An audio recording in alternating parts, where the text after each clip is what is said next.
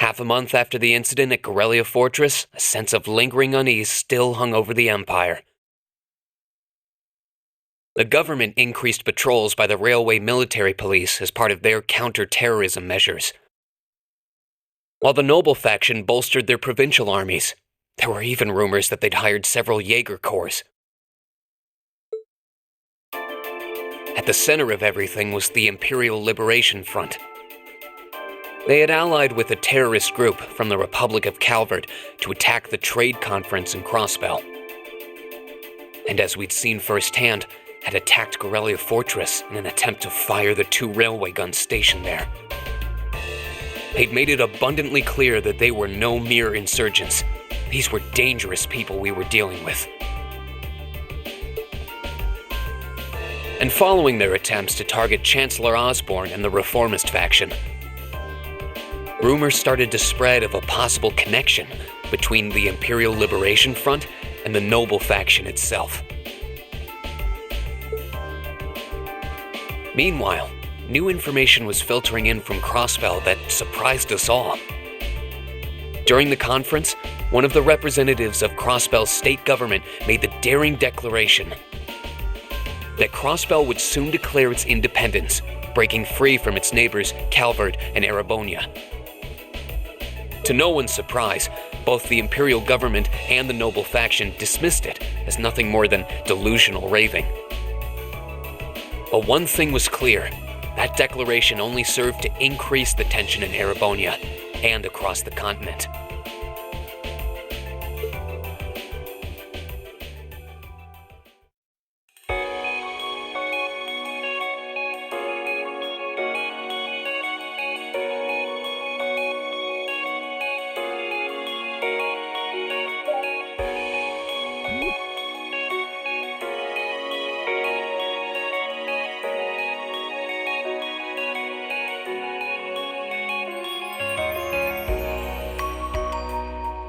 On a cool, clear autumn day, the Academy's prestigious board of directors gathered for their first meeting of the year.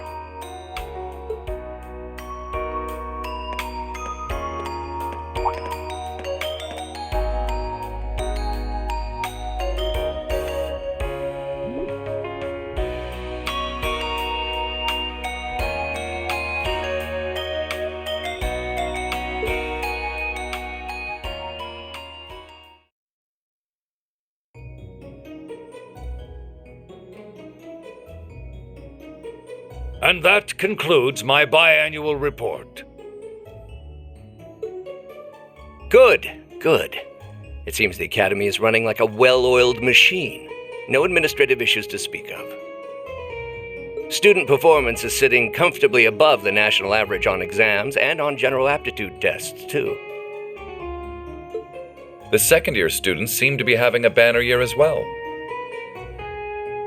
The Student Council President, in particular, has built up an outstanding array of extracurricular achievements.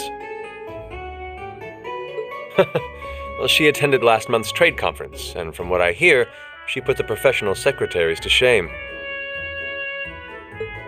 I only wish the conference could have ended on a more positive note. I'll say, the share prices of my company have been on a real roller coaster ride ever since. Undoubtedly, what happened at the trade conference has wreaked havoc on the economy as a whole. But moving on. I couldn't help but notice in the recent exam reports that Class 1 and 2's academic performance seems to be slipping. Perhaps the preferential treatment given to the upper-class students is hindering their scholastic development? Well, students belonging to the nobility are allowed to return home during August to learn more about their family's lands. It's a tradition here, but one I can't help but wonder if we've outgrown the need for in this modern age. If I may, traditions accumulate and hold meaning only so long as they're preserved. Our nation's culture, its arts, its social classes, all are rich with tradition that makes Erebonia what it is, and I believe we have a duty to protect and uphold them. After all, Does not this very institution champion the ideals of its founder, Emperor Drygles? Indeed it does. Though I've always understood Drygles' intent to be the founding of an academy for the people. Even 200 years ago, when education was seen as the province of the nobility, male commoners were permitted to enroll. Today, we have plenty of young women attending, and the commoners easily outnumber the nobles on campus. Perhaps it's time we started taking strides to realize Emperor Drygles' true ideal.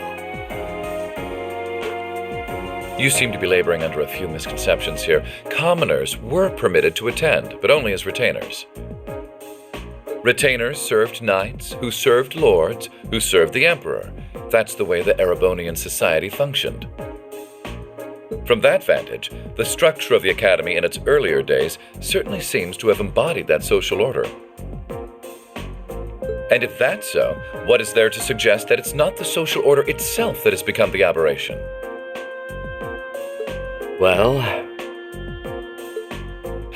For one, if that were the case, it would be far easier for me to see my views put into practice. But I can hardly get a word in edgewise between you two. Well, I'd certainly enjoy a return to the way things were in Drygles' time, at least in that particular respect. Our apologies, Your Highness. well, our role here is to consider your views and work toward implementing them. See what I mean? Would you be so kind as to help me out here, Principal? I'm here to moderate this board. It wouldn't do for me to express my position on the issues at hand. That said, I'm sure your passion for reform will triumph in the end, Your Highness. I suppose I should have known better than to look to my old teacher for sympathy. It warms my heart to see such a fine teacher-student relationship. Now, if I may, I'd like to steer this discussion toward a rather timely topic. We've already touched on the issues regarding the orbal net and the orbal staves, but I'd like to stress again that the adoption of new security measures for the orbal net should be a top priority. Well, I'm certainly inclined to agree. But we'll have to rely on the Foundation directly, as things are looking a little shaky with the IBC. You can leave that to me. The other matter I'd like to review is the use of the orbal staves and the Arcus units. Or more specifically, we need to talk about how Class 7 should operate from here on out.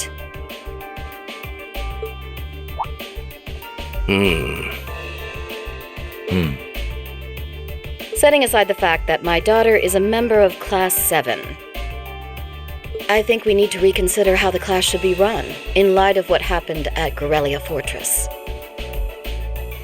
While it certainly proved an excellent chance to see what the Arcus units are capable of, I have serious doubts about whether we should carry on with these field studies, given the current political climate. It would be difficult to do so, I admit. With the terrorists at large and the problems in Crossbell unresolved, these are uncertain times.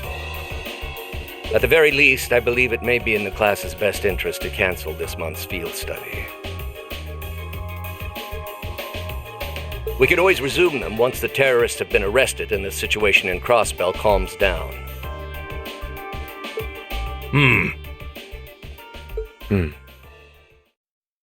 Arise, O youth, and become the foundation of the world. I'm sure you all recognize the words of Emperor Drygles. They become something of a school motto here. It's my belief that Class 7's actions at Guerrilla Fortress perfectly embody the spirit of that directive. They stood together to stop a tragedy in the making and, in a sense, protected the foundation of our world. No one ordered them to do it. They took action of their own free will, because they knew in their hearts what was right. Some might call it recklessness. Some may think it rash. Some may even venture to call it hubris. However, As chairman of this academy, I'm incredibly proud of what the brave young men and women of Class 7 achieved. Your Highness.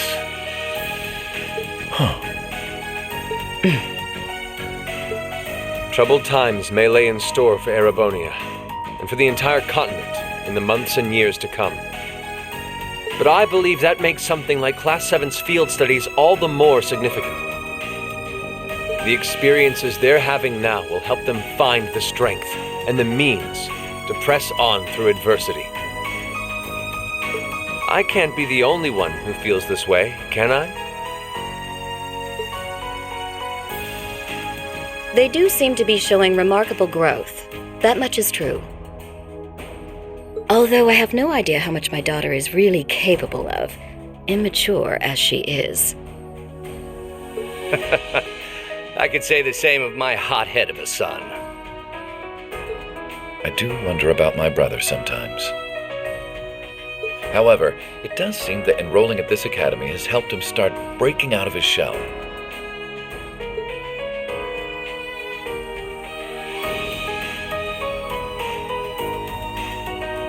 With the Academy Festival coming next month, we hadn't even planned a field study. So the issue at hand is just whether to hold a field study at the end of this month or not.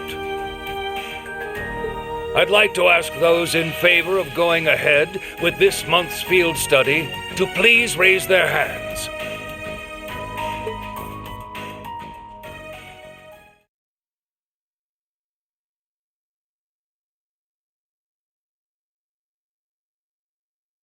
All right, I'd like to begin by taking everyone's ideas for our class's part in the school festival.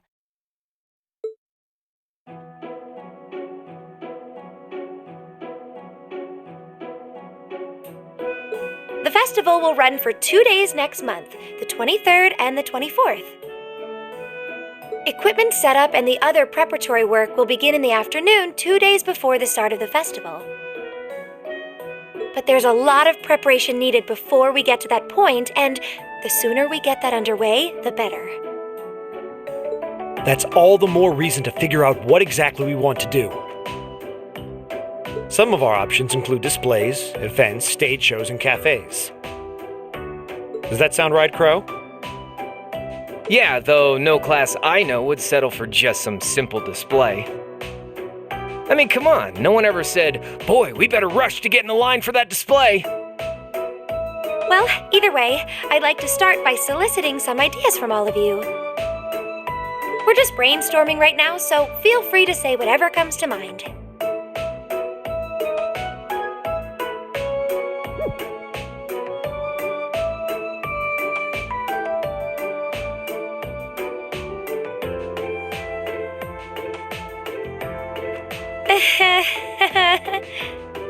Would it kill you all to give just a teensy bit of cooperation? I know. It's just... It's kind of hard to focus right now. You're one to talk, standing up there with your nervous fidgeting. Well, I can't say I'm surprised. The board of directors is in session as we speak, deciding what'll happen to our class. And those of us with family members who sit on that board probably have even more cause for concern.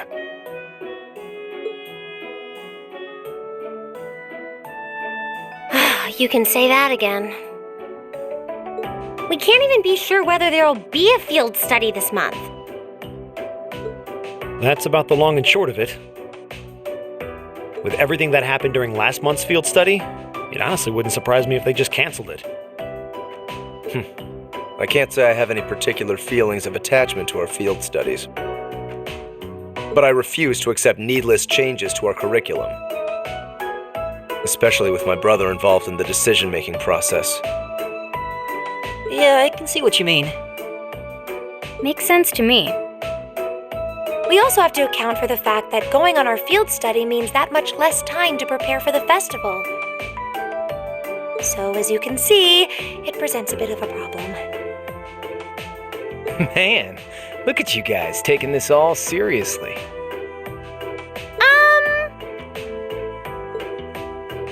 I probably should have asked a little earlier, but... What's this festival you guys keep talking about? Wait, seriously? Oh, I'm sorry. I should have gone over that for your benefit. Every year, the students here organize and put on a school-wide festival. There are stage events, food stalls, and all kinds of things to see and do. And it generally falls to each of the first-year classes to provide the main attractions. Yeah, participating is optional for the second years, since by this point they're usually focusing on their future careers. Oh, and each of the clubs generally get involved too. Huh, that sounds fun. In that case, we have to do something. We can't just let the other classes roll over us because we're small. You say that, but... I've already had one of the girls from Class 1 bluster up to me declaring that this time victory will be all ours. What? It must have been Ferris. That sounds exactly like something she'd say. Well, Class 1 does seem to have had it in for us ever since the midterm results were announced. If it's all the same, I'd rather not see the House of High Arms claim yet another nominal victory. But we need to account for the fact that our class is markedly smaller than theirs is. That's certainly true. It'd help if we at least knew what the other classes are doing. It kind of seems like everyone's having trouble staying focused. Come on, everyone, get it together. Instructor Sara? Isn't this a self-study period? Oh, it was. But I thought you all might like to know that the Board of Directors meeting just adjourned a few minutes ago. So I decided to skip along down here and be the first to break the news. Then? What about our next field study? Are we still on? The Chancellor's not the only one with a little too much iron in his blood. Because the board voted unanimously to have you continue your field studies. You mean it? So that's how it is. You know, even though they're always hard work, I actually feel a little relieved. Considering all that happened last month, we'll need to be especially careful this time around. Still, it feels like our field studies are a big part of who we are as a class. Yeah. They're kind of a pain, but oh well. We should be grateful to His Highness and the directors. That's good news. Seeing the hard road and the easy road, then picking the hard one anyway. That's youth for you. It also sounded like His Highness and the directors will be taking off in pretty short order. So I'll let you guys out of study hall early to go see them if you want. Oh, If you say so. I think I'll take you up on that.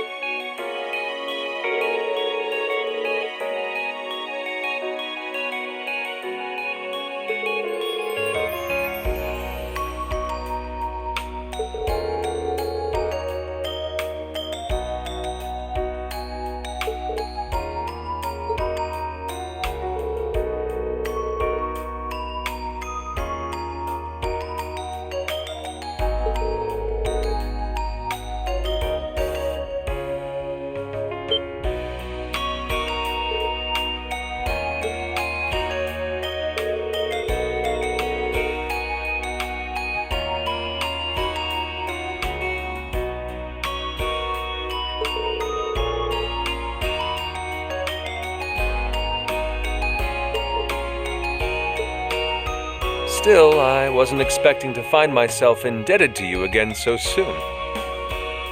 Without your intervention, the Chancellor and I would have met our maker in Crossbell. Don't mention it. We're just relieved you're all okay, Your Highness. Indeed. I'm glad you were able to focus on making a positive contribution at the conference. I wish I could tell you that's exactly what I did. I could scarcely find a place to chime in once the Chancellor and the Republic's President got going. Though the Mayor of Crossbell managed to dumbfound even them. I presume you're referring to his proposal for Crossbell's independence? Hard to believe it could actually happen. Well, as long as both Erebonia and Calvard refuse to accept it, the likelihood of it actually happening is incredibly low. Still, they're planning to hold a referendum on the issue to see if the population is in favor of it. So there'll be plenty more chances for disputes to break out over the issue. Well, neither of them want to lose all that sweet tax revenue from Crossbell. Half of it flows into the provinces too, so fat chance the noble faction's gonna take that lying down.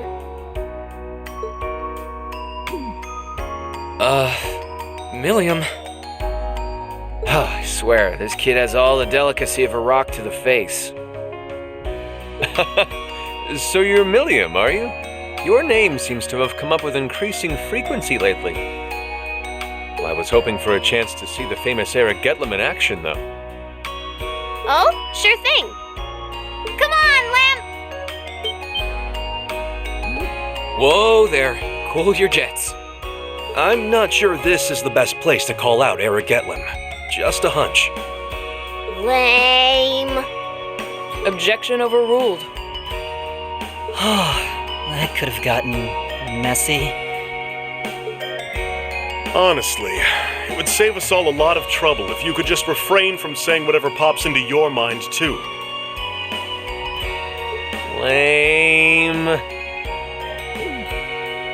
Oh, who might you be? Say, are you from the Vander family? The one who serves as the prince's bodyguard? Oh, did Neidhart mention me?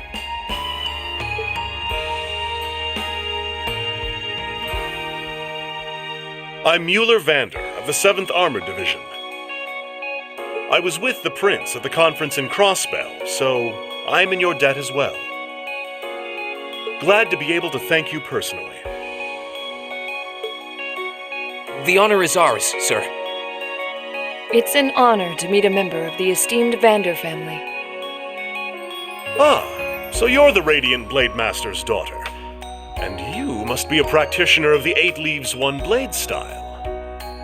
I'm always happy to meet fellow students of the sword. Oh, and you must be the young man from Nord who my uncle wrote a reference for.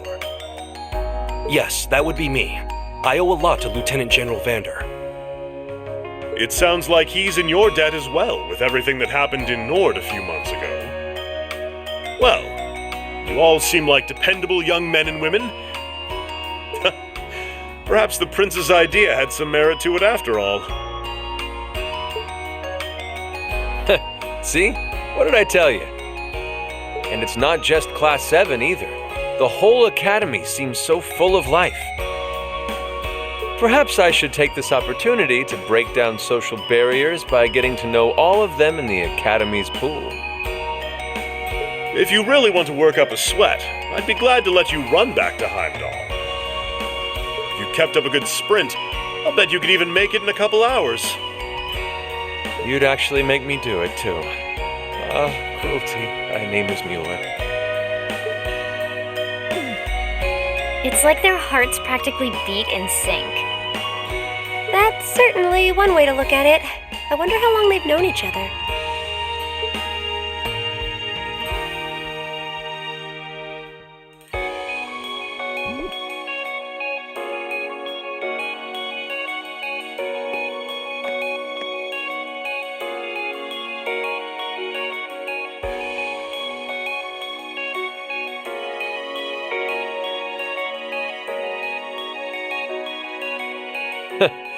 Well then, I bid you all a fond farewell.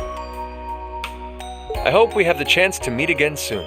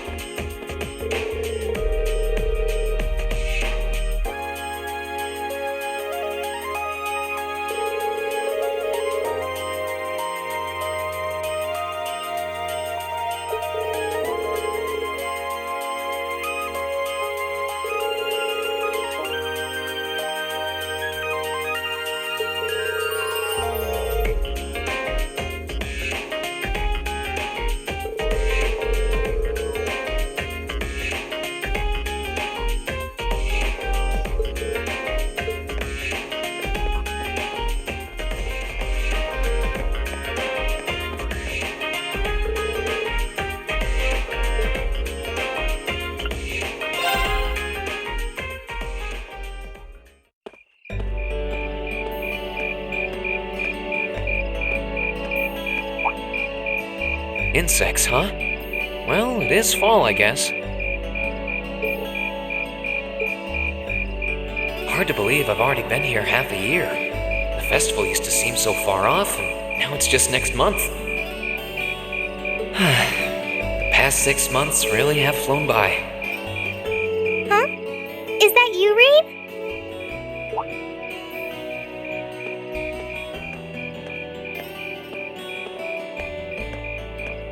Toa? Hey there. Haven't seen you out and about too much lately. I thought you were still stuck in today's student council meeting. I'm surprised you heard about it. We just finished up a little while ago. So I thought that was a nice point to call it a day. I see. Did you guys discuss the Academy Festival?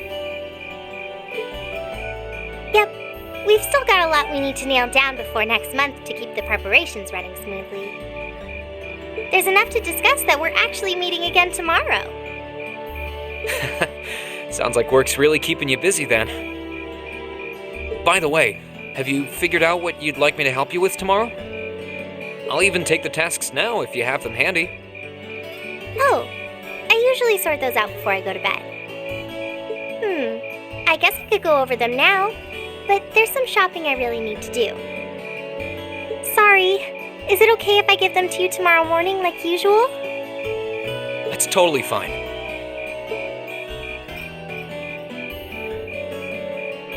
Reem, there's something I want to tell you, and I'm sorry it's taken me so long to say it, but I want you and everyone from Class 7 to know how grateful I am for what you did at Corellia Fortress. Oh. It's fine, really. We've gotten plenty of rounds of thanks for it already. We just kind of ended up in the wrong place at the right time, and we were lucky the instructors were there, and... That doesn't change the fact that you saved my life. I wasn't on the same floor where the conference was being held, but if a shot from the railway guns had hit Orcus Tower, I doubt I'd be standing here today. Toa, I'm just glad you're safe. Thanks. Anyway, I feel like I'm just kind of babbling on and repeating myself now, so I'll stop myself here. Huh. She's awfully conscientious, isn't she? Oh, you said you were on your way out to do some shopping, right? Is there a lot on your list? Well, a pretty good amount, I suppose. Oh, and I just remembered I need to pick up that stuff at the bookstore, too. Then after I get everything I need at the general store, I might have to make a trip back here to drop it off. You could do that. Or I could come along with you and help carry all those bags. So how about it? No strings. I just feel like you could use a hand. Oh no, there's no way I could drag you along on all my errands. I mean, sure, it'd be a big help, but I just feel so bad asking you to do it. Ugh, that makes it sound like deep down I secretly want you to come, and that's not... Well, if it eases your conscience, there's actually something I need your advice on. It's about my class and what we can do for the upcoming festival.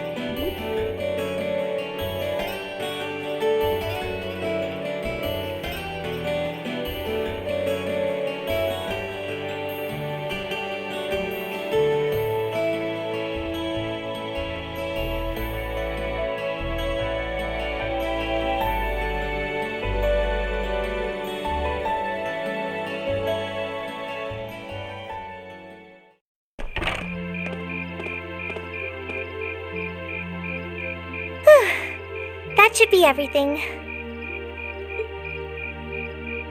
Wow, is it this late already? I guess the sun has started setting a little earlier lately. Still, I had no idea you came here often. Well, Mick is always able to get stuff you can't buy anywhere else. He's my go-to guy when there's something I can't get at the Academy store, like fireworks to use in school events. I think we even asked him for a penguin costume once, and he actually got it. Yeah, it sounds like you have a pretty unique shopping list. Uh-huh. Wait! How did you end up with all those bags? Oh no, I'm so sorry. Here, give me some of those. Don't worry about it. I'm fine. You're carrying plenty as it is. Sorry, Rain. Well, how about we take a break in the rest area over there? I'll buy you a coffee or something. You wanted to ask me something about the Academy Festival too, right? Ooh, yeah. That does sound like a problem.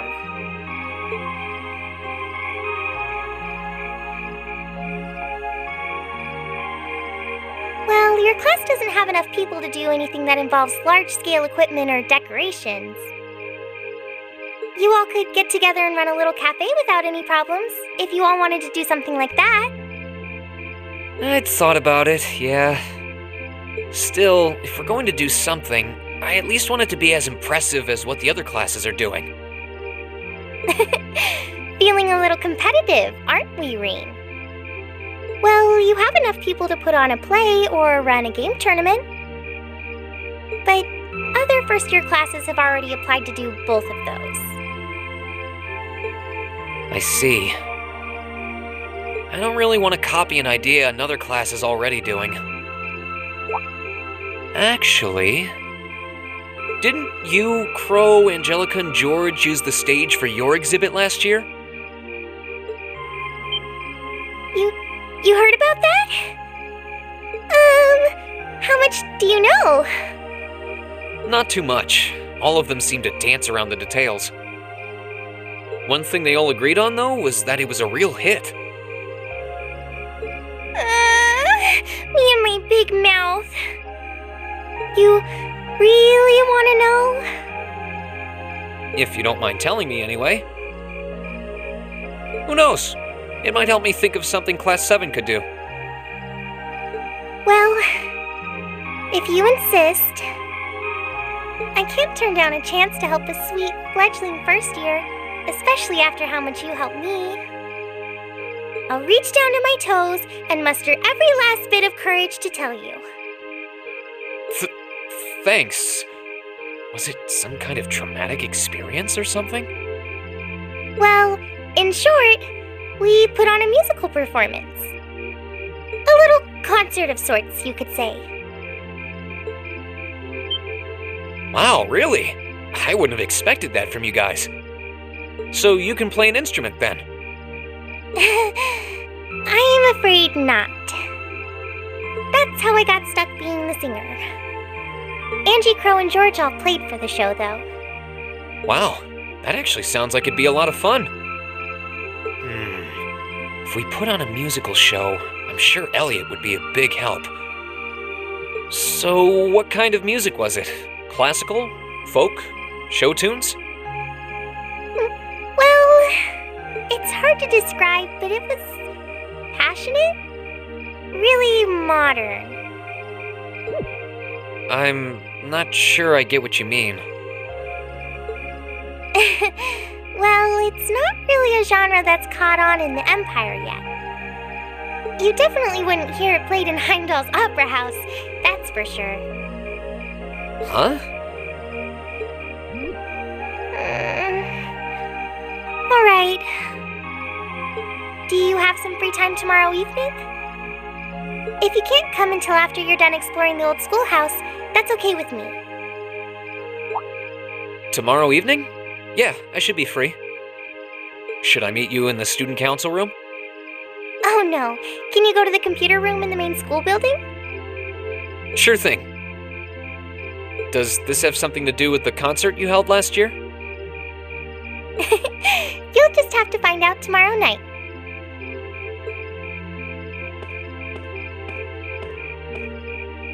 Anyway, sorry to keep asking favors of you, but would you mind coming to the lower class dormitory with me? If we stay out here much longer, we're going to miss dinner at the dorms. You have a point. But really, I'm fine with all the bags. Just leave the heavy lifting to me. You're so stubborn.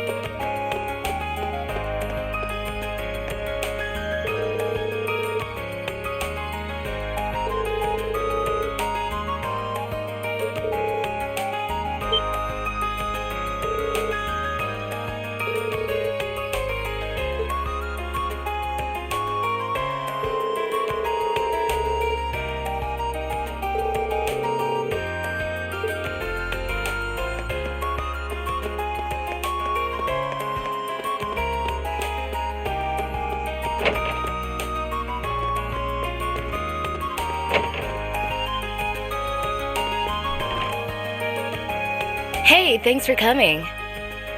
Good morning, Angelica. I saw you'd placed a request for me. I'm assuming this one isn't on behalf of the engineering club? Yeah, this one's a personal favor. Anyway, I hate beating around the bush, so let me get to the point. Will you spar with me? You want to fight? Don't look so surprised. This is a military academy after all. I enjoy the martial arts as much as anyone. It's not like I spend all my time on the prowl for beautiful maidens to deflower. Is that really something you should be fessing up to? Still, this feels so out of the blue. Did something happen? You're overthinking it. It's just that it's been a while since I got any good exercise. No need to make a big deal out of it. Just think of it as a fun way to kill some time. So, you in? All right, I'm game for it. Much obliged. Well, let's not waste any more fighting time talking.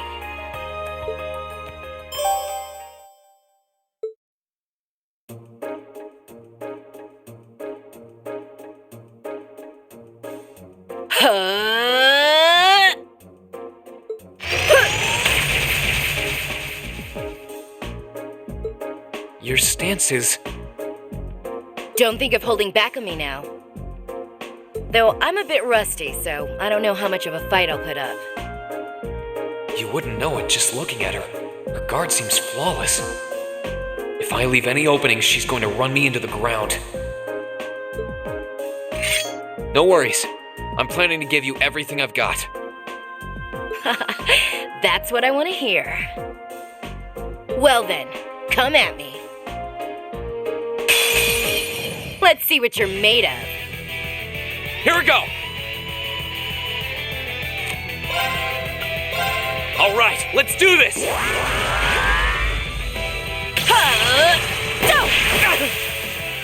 Go!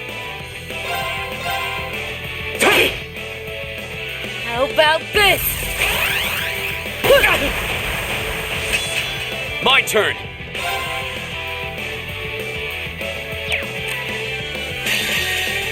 Flames, gamble on my blade!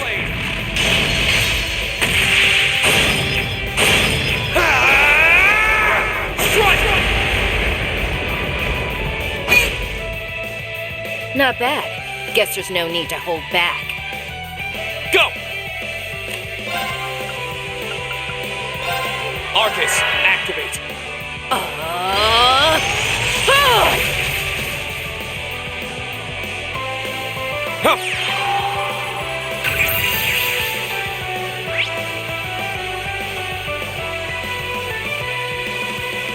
Go!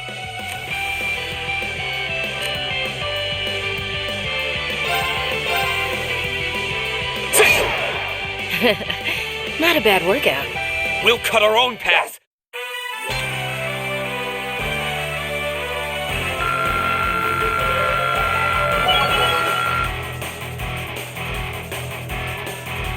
Great!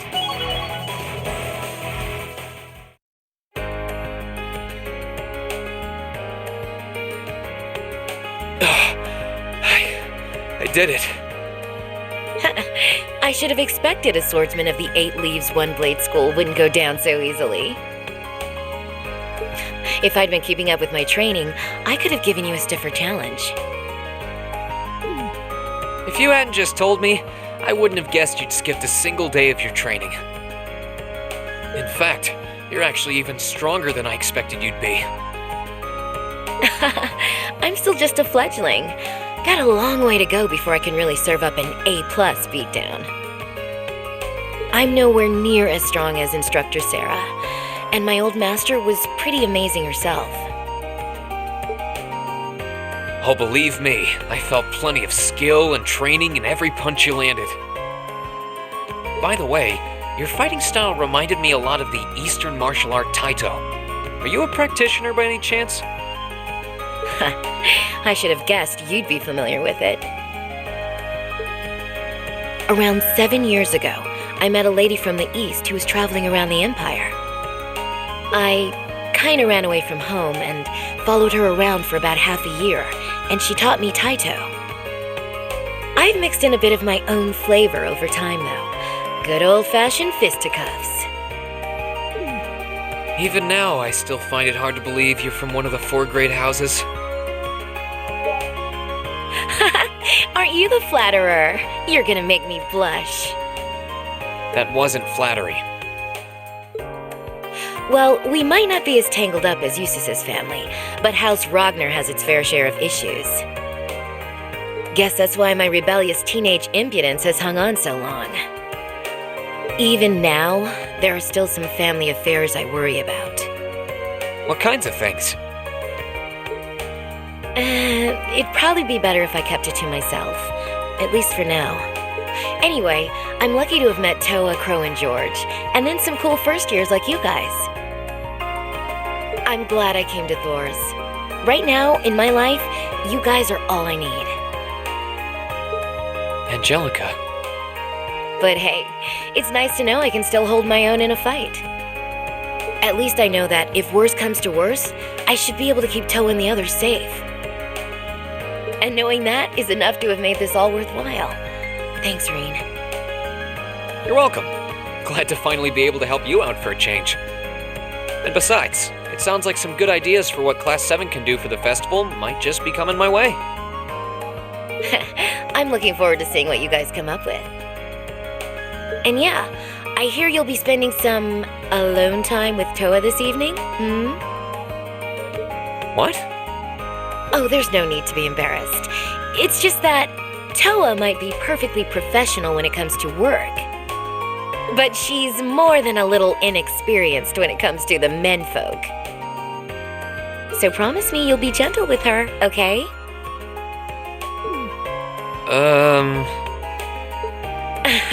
Now, if you'll excuse me. Oh wait, I almost forgot.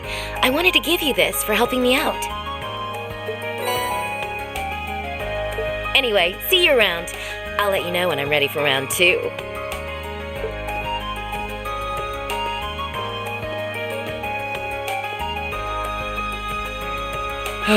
She really is one of a kind.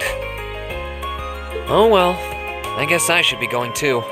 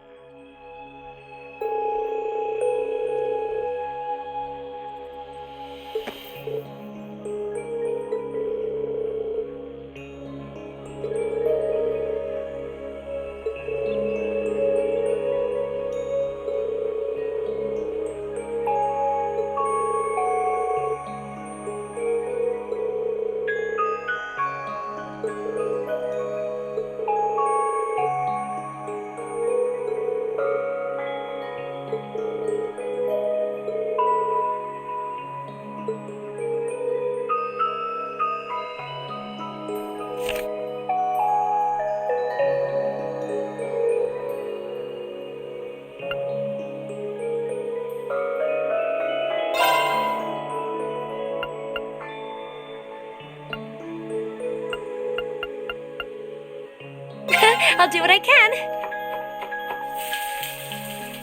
It looks great if I do say so myself.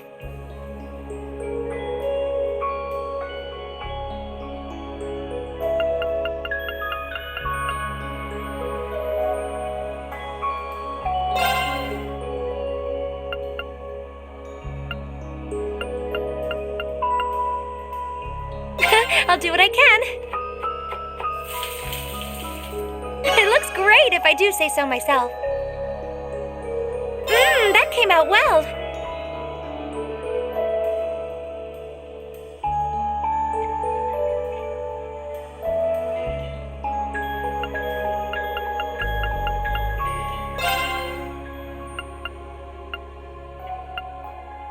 All right, let's get started. This looks delicious. Well, that turned out well.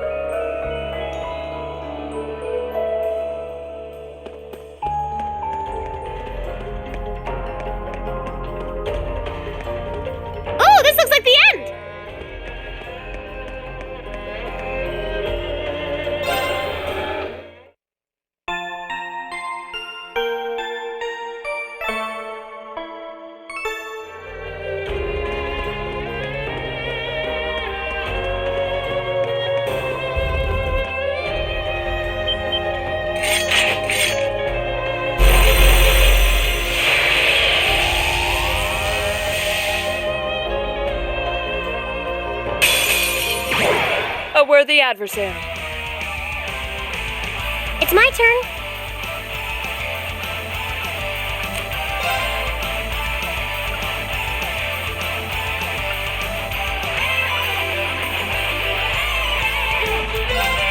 Let's go.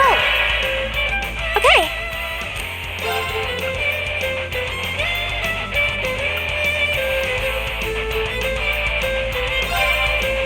Arcus, activate.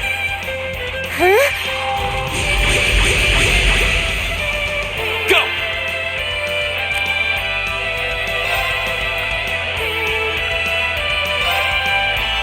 Arcus, activate.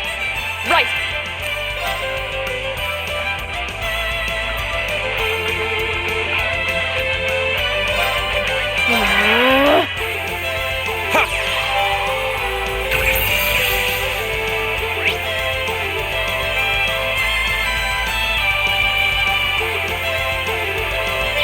Oh, no, you don't!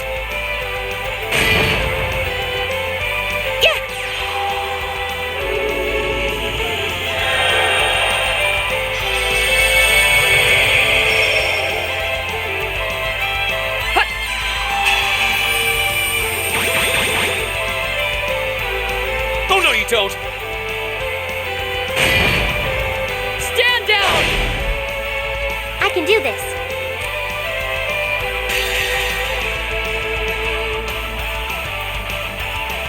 This is my secret weapon! Charging orbital energy! Lucena arrow!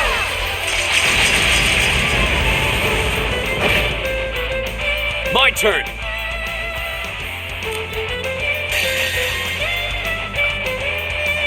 Flames, gather on my blade!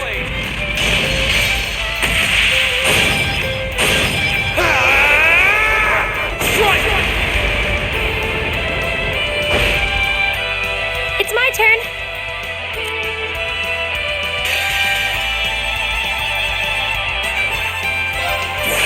Rise, great towers!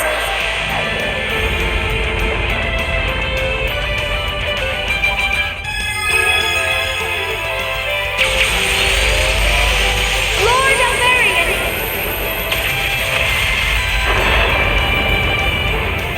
Rest in peace.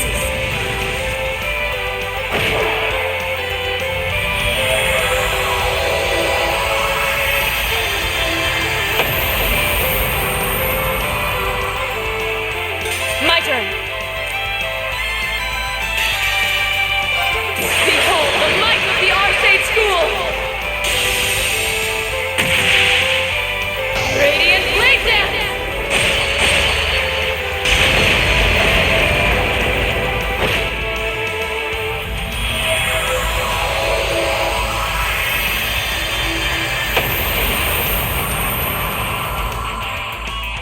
You still have a lot of training to do.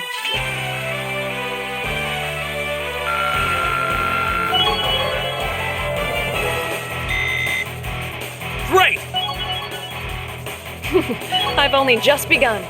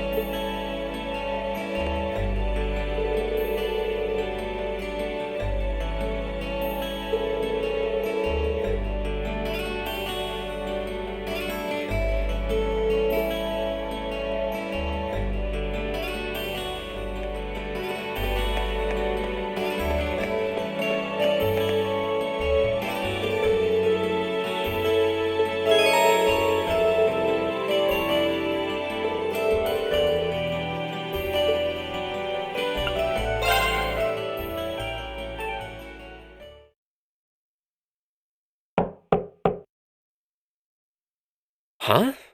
Doesn't sound like she's here yet.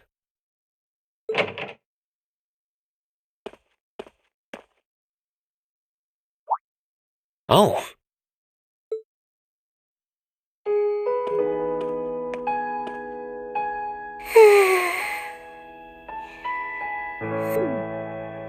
At least she's getting some rest. Must be a rare treat for her. What to do, though? I'd almost feel bad about waking her.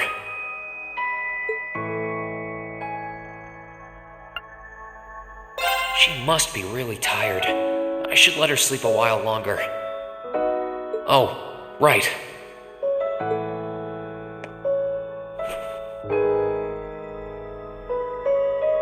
There we go. I guess I'll just read a book or something while I'm waiting.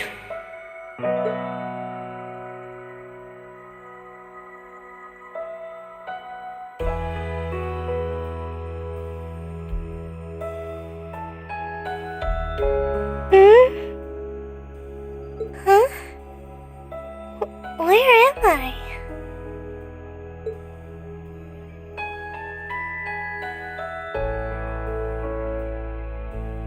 A jacket? Oh, hey, you're awake. Huh? Reen? Oh, right. I came here after the conference was over. So this jacket is... Oh no! I'm so sorry!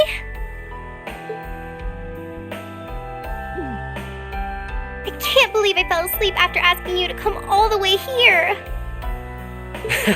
Don't worry about it. You're doing me a favor here. I appreciate you taking the time out of your schedule for me. Aww. Why is it that you always seem to catch me at the weirdest moments? Still, thanks. No problem. Glad to do what I can. It wasn't too hot, was it? No, of course not. It felt really nice and warm. But anyway, that's not the point. Now, listen here, Reen. Huh? I mean, lending me your jacket was very sweet and gentlemanly of you, and I'm kind of happy you did. But it's not very gentlemanly to sit and stare at a girl when she's sleeping, you know. I'm sorry? You were sleeping so peacefully that it seemed almost wrong to wake you up. But I guess it was inconsiderate of me to just let you nap there. No. I'm not annoyed with you. It's just kind of weird to randomly watch people sleep, you know? If it was someone else, they might have misunderstood.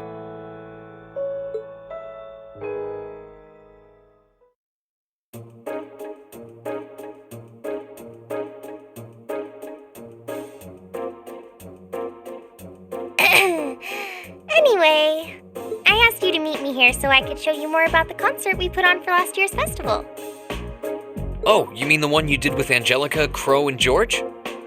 Do you have some record of it here? Actually, I do. George was testing out some kind of orbital video camera that was being developed by the Roer Institute of Technology. And we've still got the recording here.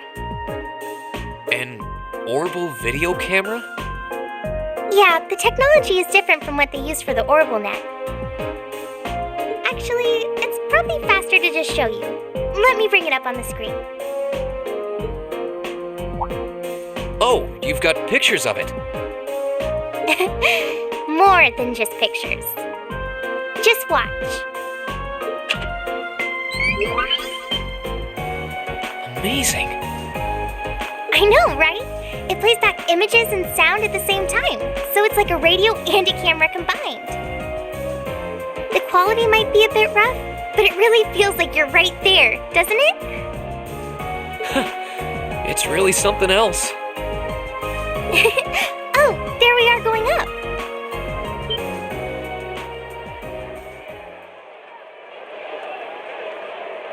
Wow.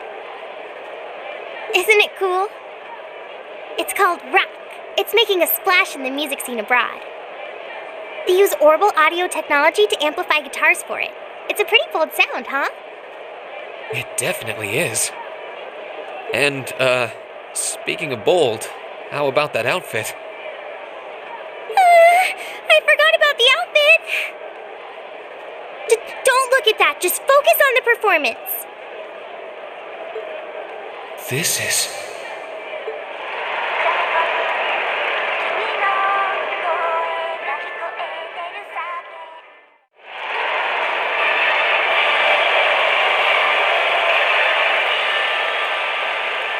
Bravo!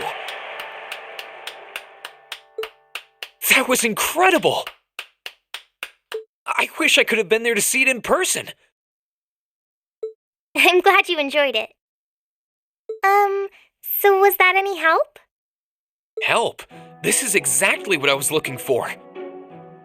I'm not sure if we can put together something as flashy as this, but we do have Elliot, and he knows his music, so I think we might have a chance. I'm glad to hear it. Crow was the one who planned all of this out, so he's the one you should ask about how to put a program like this together. Angie did our choreography, and George got all the instruments together for us. I'm sure they'd help out if you asked. I think I just might. We have to get our preparations for the festival underway. Oh, I put a copy of the video onto this memory quartz for you, too. If you put this memory quartz into the orbital projector here, you can watch the video anytime you want. Maybe you can bring everyone from your class here and show it to them tomorrow. Yeah. Thanks for everything, Toa. I mean, I asked you for help, but you really went above and beyond. I don't really know how to thank you. You're always looking out for me, Reem. It's the least I could do. Besides, I'm sure this idea will spark some lively discussion within your class. It's not a done deal yet. But I'm really curious to see how things turn out. Me too.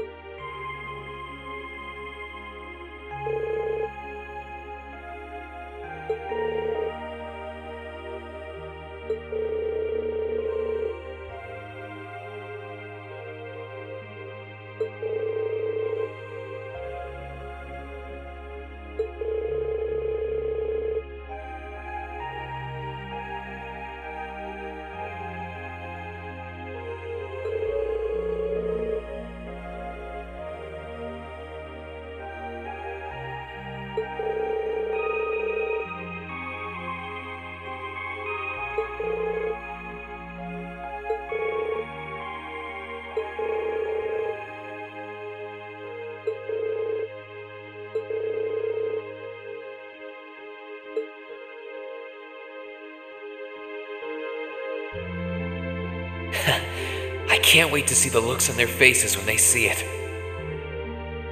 Though I imagine Toa's outfit might raise more than a few questions too. Oh, it's 9 already? Abend time should be on soon.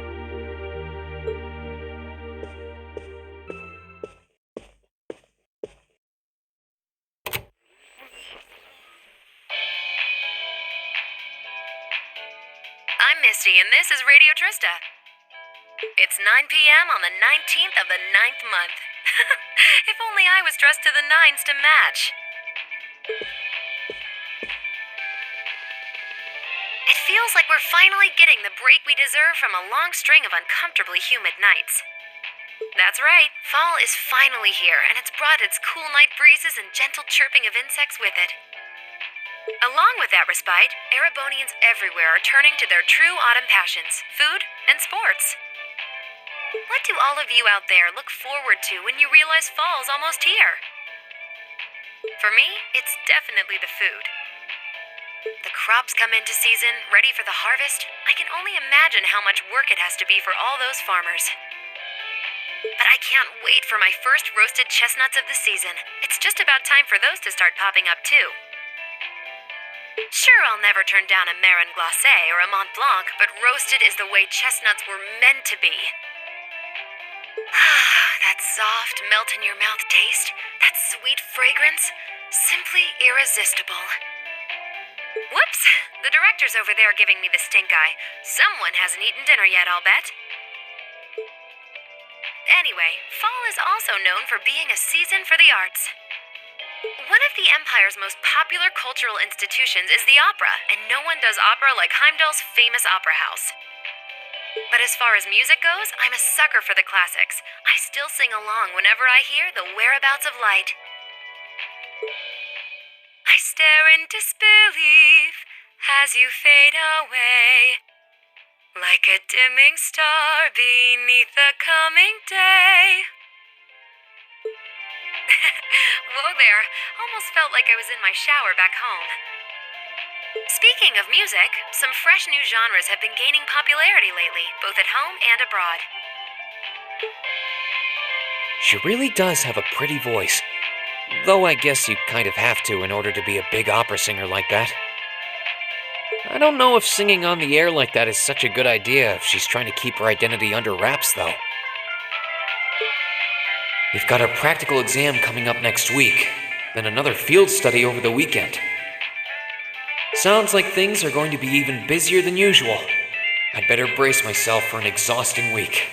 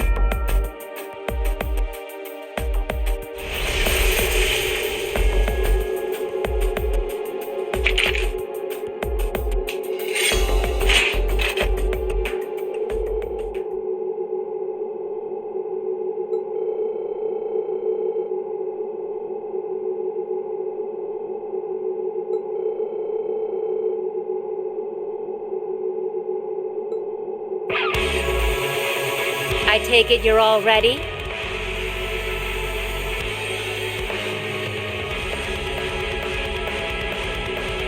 You've been studying and training here half a year now. I think you might finally be able to do it. Now, show me you've got what it takes to pass with flying colors. Yeah! Come at me with everything you've got! My turn!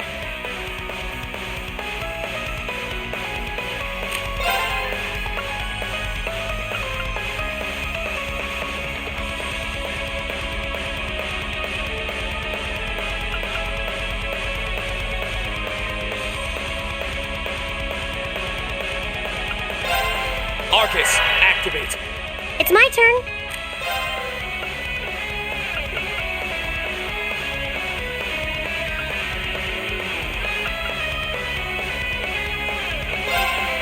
Arcus, activate. Ha!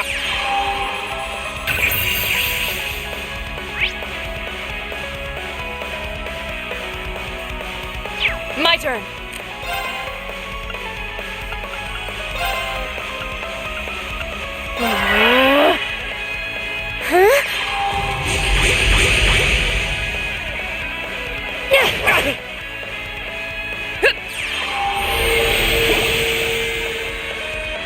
My turn!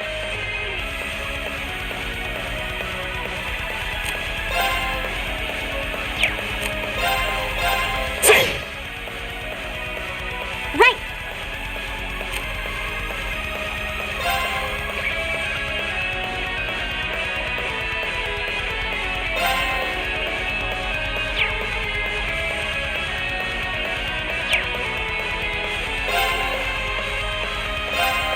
Let's go. Of course.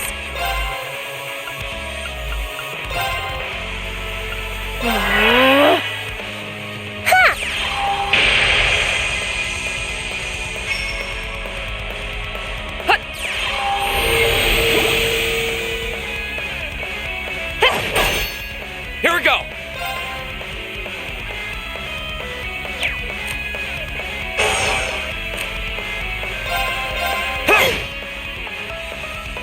It's my turn.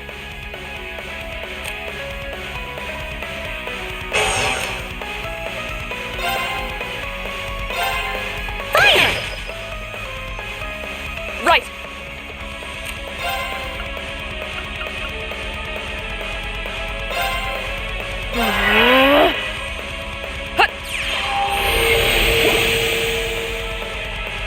Go!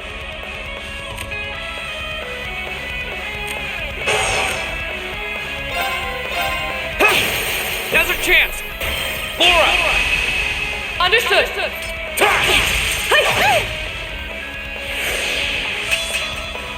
Not bad. Time for the kid gloves to come off. Didn't see that coming. I can do this.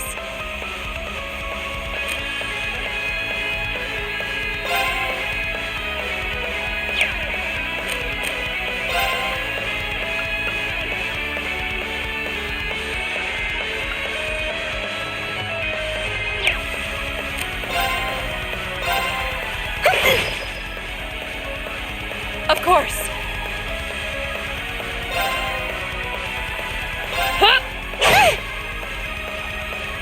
Go! Flames, gather on my blade!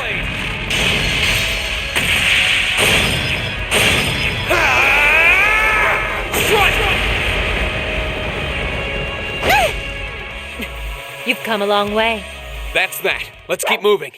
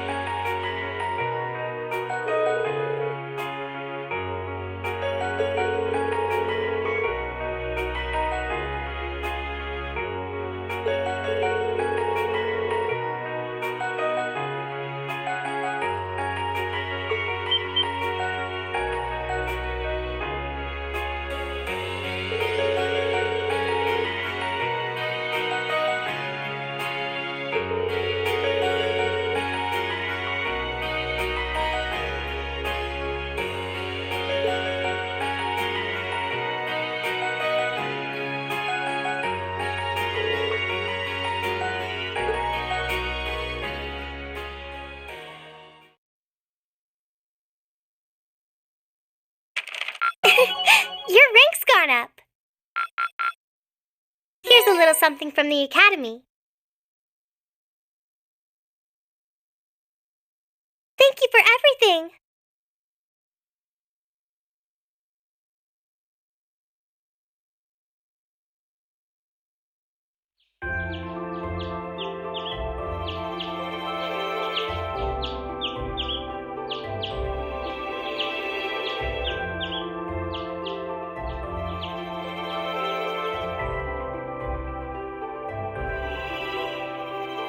It's 8:20.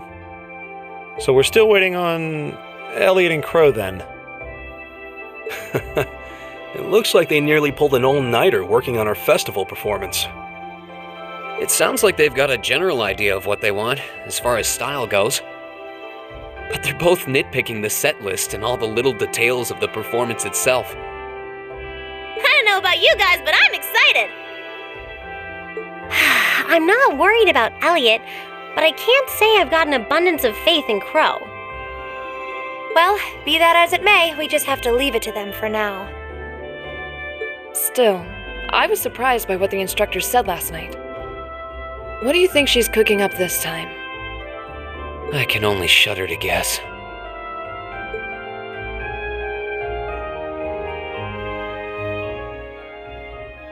Oh, before I forget, I want you all to stop by the Academy tomorrow morning before you head out. Both groups, meet me out on the field by 9 a.m. and don't be late. Well, Sara randomly springing things on us is nothing new. But why delay our departure?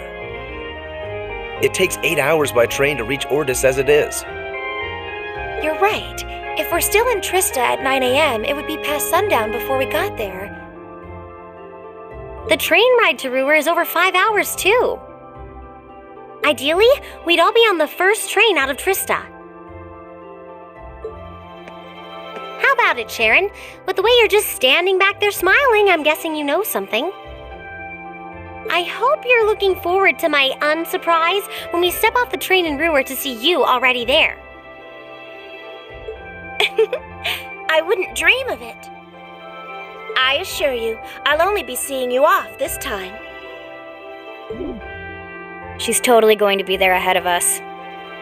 That's about as sure a bet as you can make. Pretty certain she knows what's going on, too. She's one amazing maid. I feel like I have my own professional chef, too. Oh, sorry guys, I overslept. Yo, morning everyone.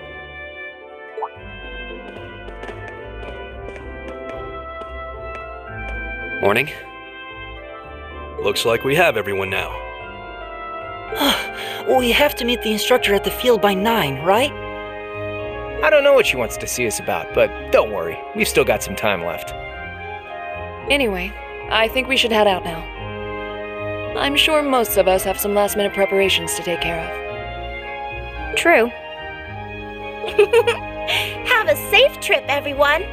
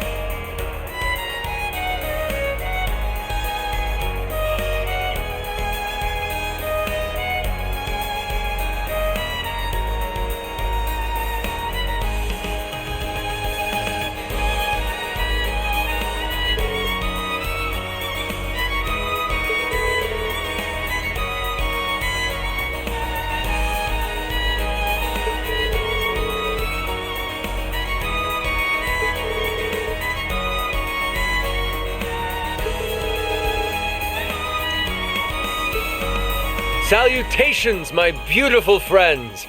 It's only been 10 days since last we met, but I couldn't keep myself away.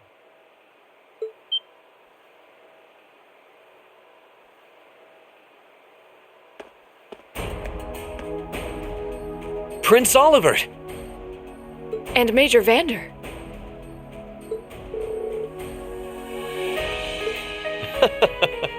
Your slack-jawed amazement says it all. It looks like this will be quite the crowd-pleaser during its grand unveiling in Heimdall.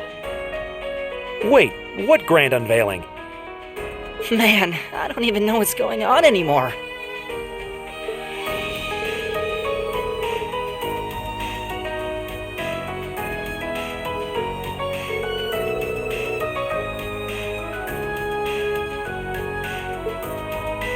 Who may you be referring to? It's been quite some time. I see many familiar faces gathered here today, and several I've yet to have the pleasure of meeting. Is that... I know that voice.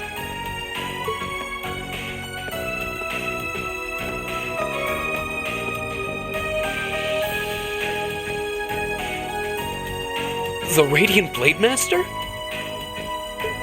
Father! So that's Laura's dad? Wait, who's the one now? And look, Toval's with him too. This isn't quite how I expected our grand reunion to go, that's for sure. What are you doing up there? And what's with the hat?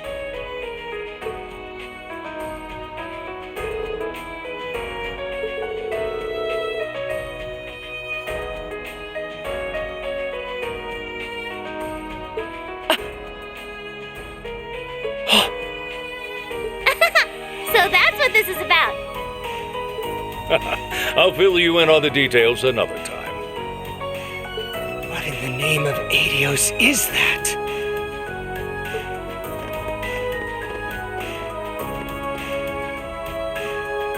Wow, what a pretty ship.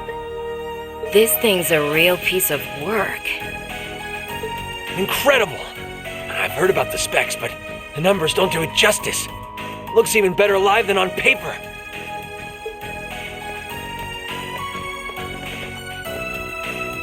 Principal Van Dyke, you too? Could someone fill us in on what exactly is going on here?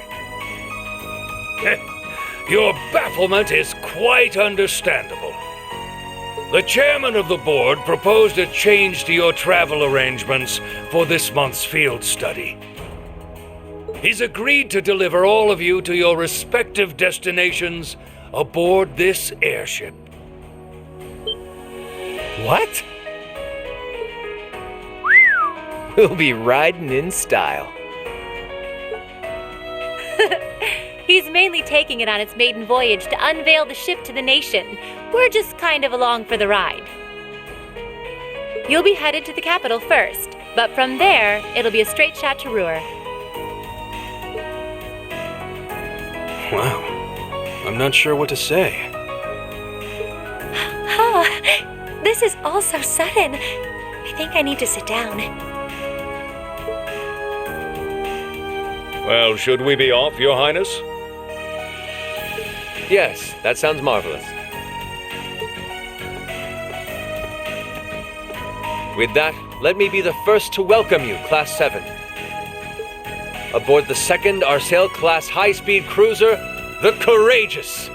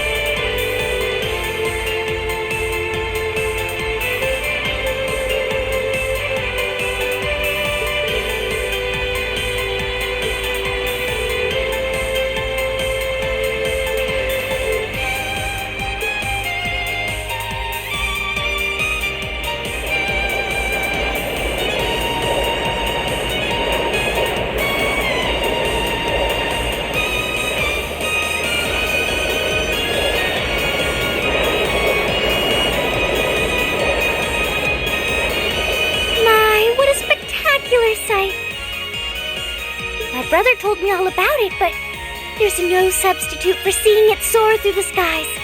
Simply beautiful. Yes, it really is. You're up there, aren't you, Rain?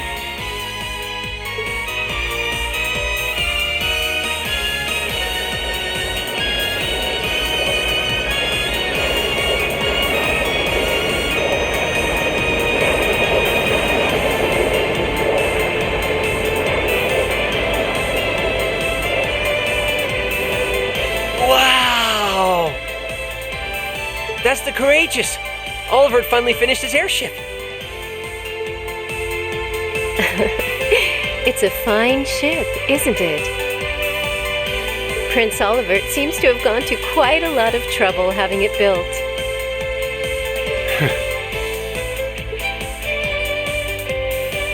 Is this the wind of change you intend to release across our staid and troubled land?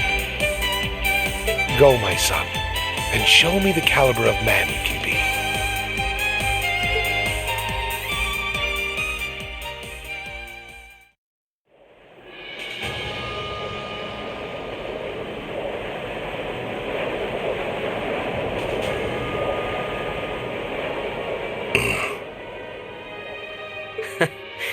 Can you believe it's been almost 2 years already? And look at how far our debaucherous prince has managed to come. Partnering with Liberl to make a second Arcel-class airship, then cruising over the capital? I suppose that's one way to stick it to you for outmaneuvering him at the trade conference.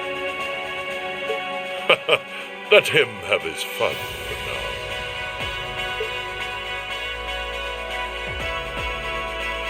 Still, this was certainly an unexpected play on his part. He and that band of students he likes to ship across the country have proven a never-ending source of entertainment.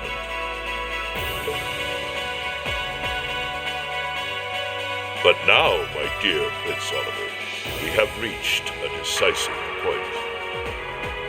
The board has been prepared, every piece in its place. Can you turn the tides in your favor? I look forward to finding out.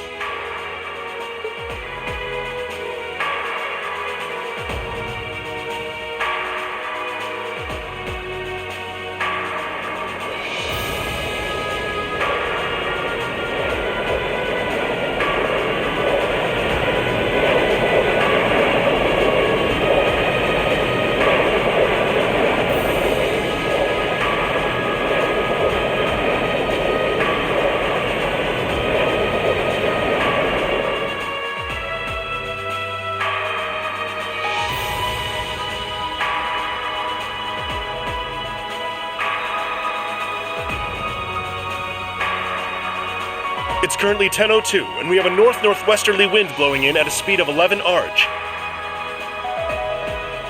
We've just passed through the Schwartz-Drake Barrier's airspace into the province of Nortia. Current speed is 3,050 SPH. We've reached full cruising velocity. Maintain current course and speed. Follow the Nortia main line, maintaining a distance of 200 Arj. Aye, aye, Captain.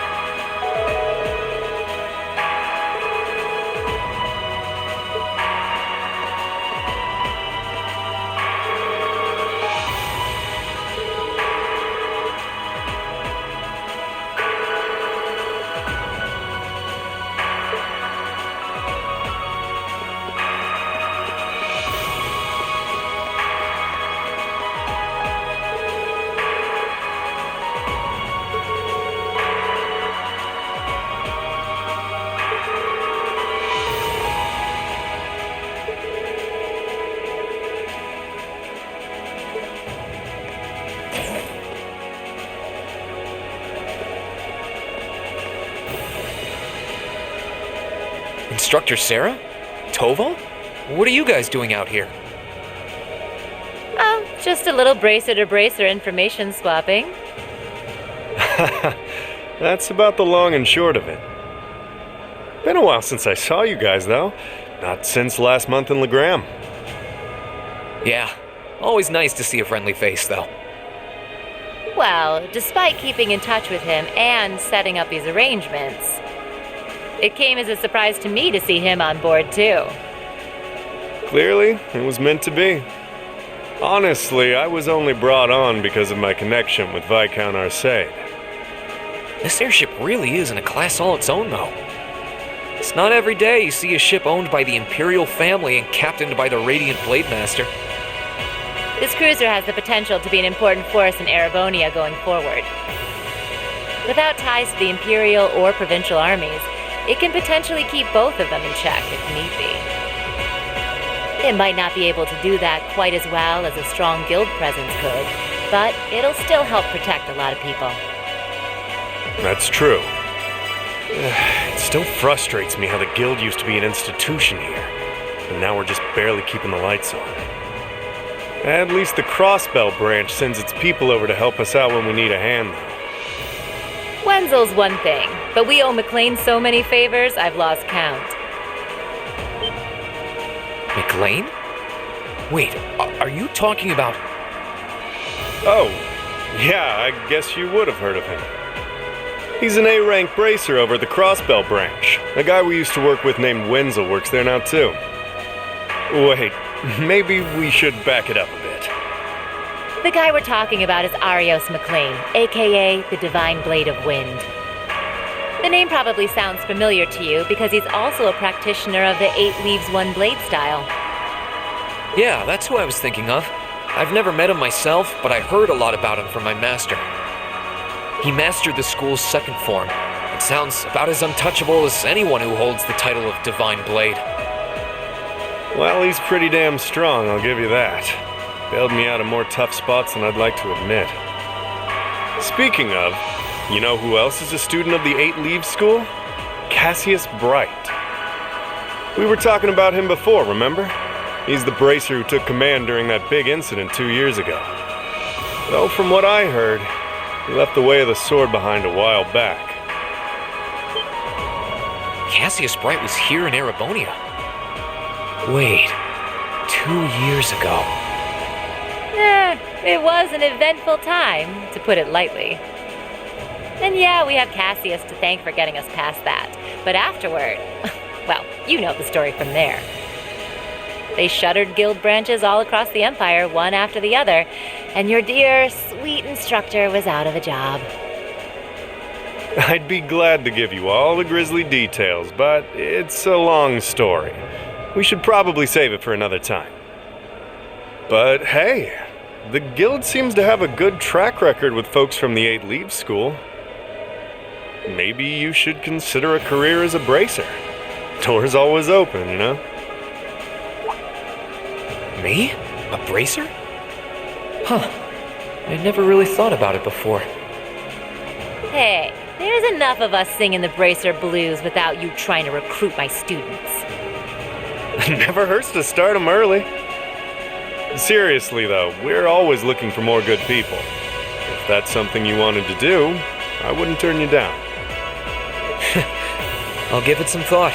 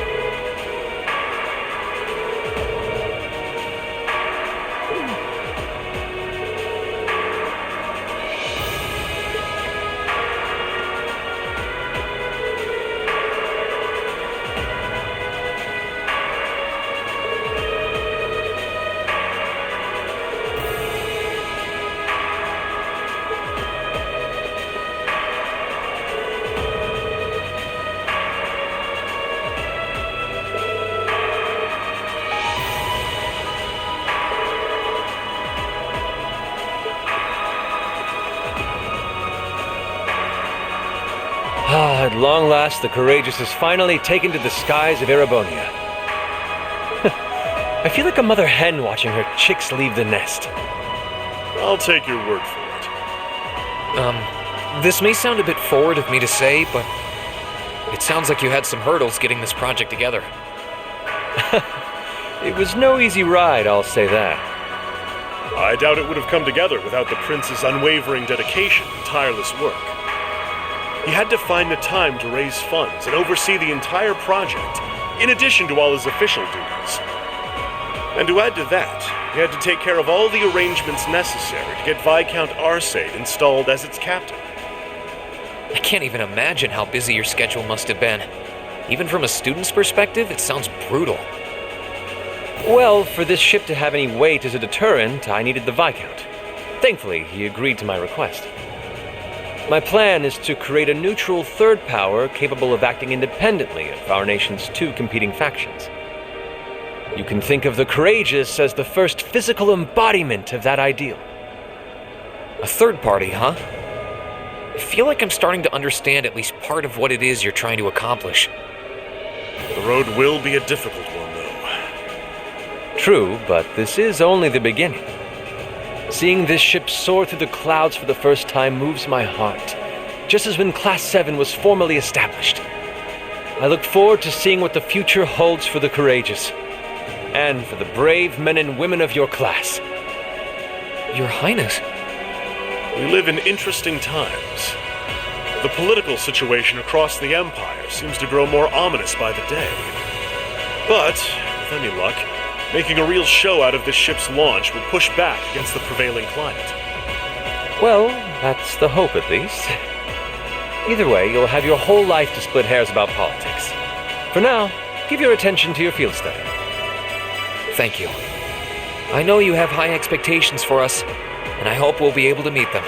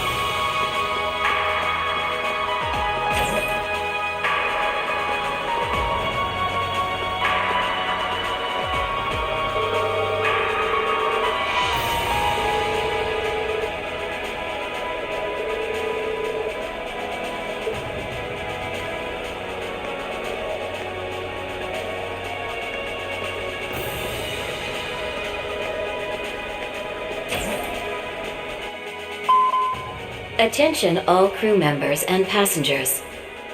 We will soon be entering Roer airspace. Please prepare for landing, and make sure you have all personal effects with you before disembarking. Sounds like we're almost there. That was a shorter flight than I'd expected. Guess I'd better go round up the others and start getting ready.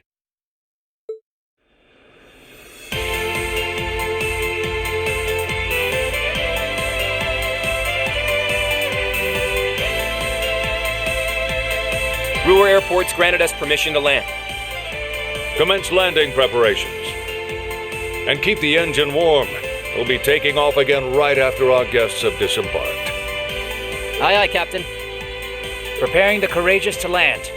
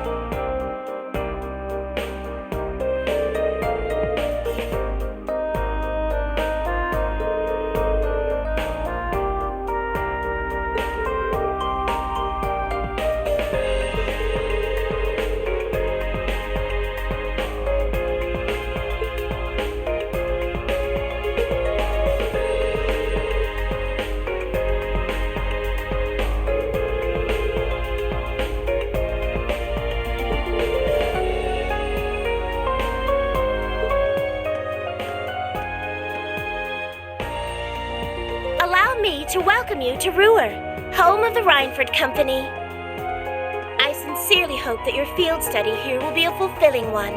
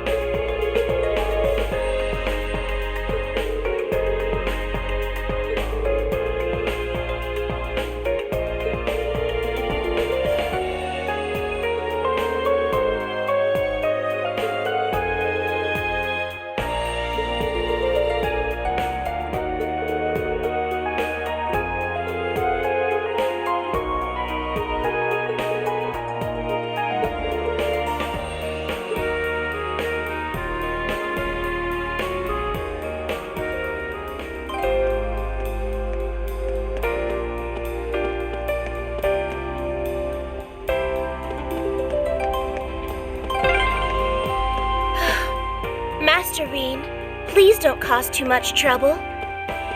Let's make our way to the Rhineford headquarters. Right, of course. Why is she singling me out?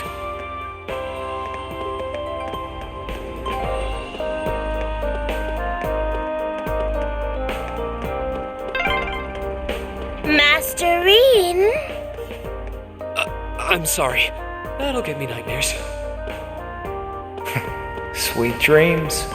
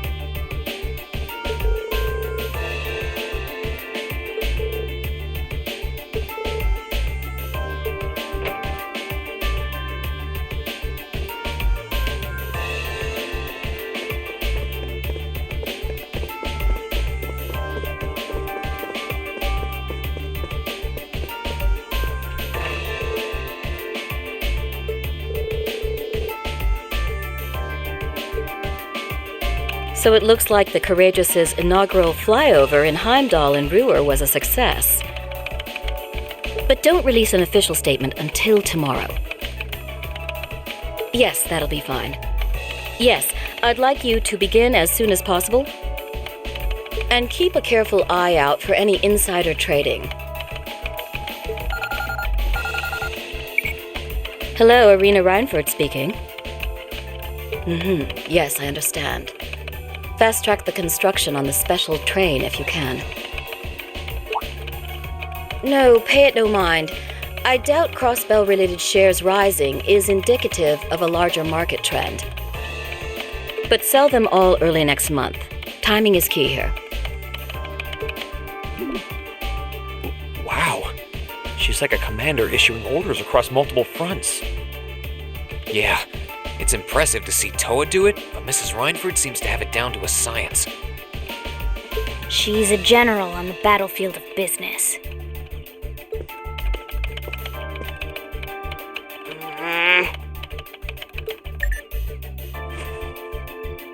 Ah, right.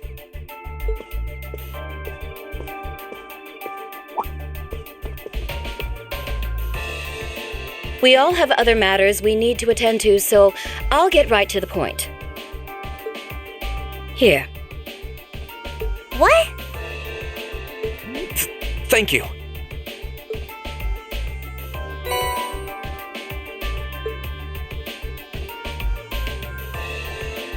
I've cleared my schedule to dine with you this evening, so anything you wish to discuss can wait until then.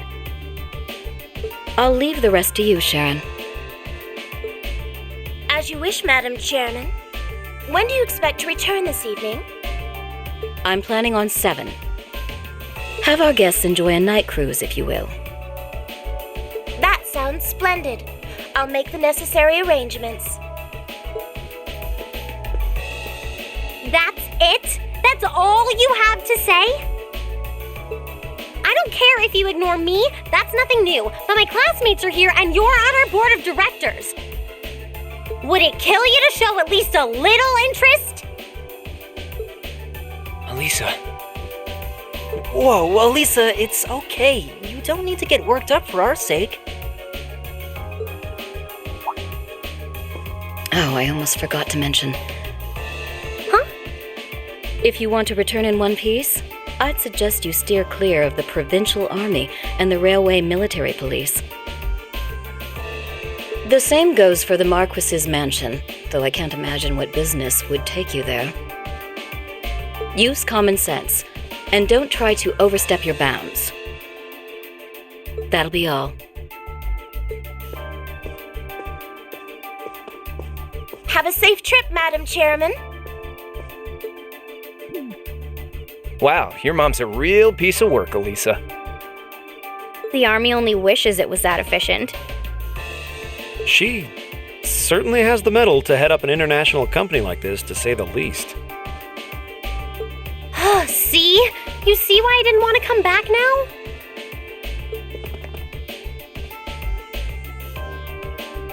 You can't tell me that gave you a great impression of her. I think you're being a little hard on her. She was looking out for our safety, giving us that advice. Just forget it. Getting all worked up and storming off in a huff is what she wants me to do, and I'm not going to give her the satisfaction. Okay.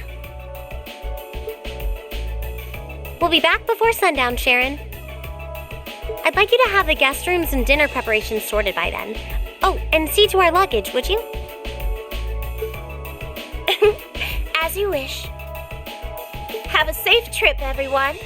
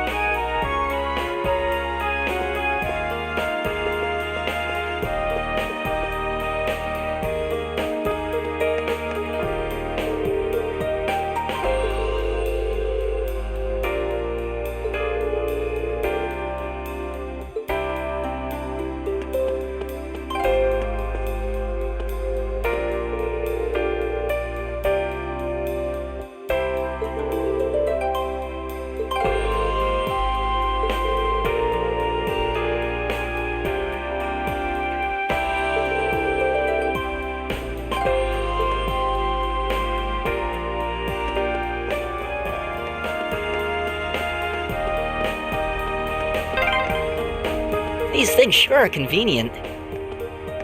I know, right? I could see them building some in Heimdall eventually.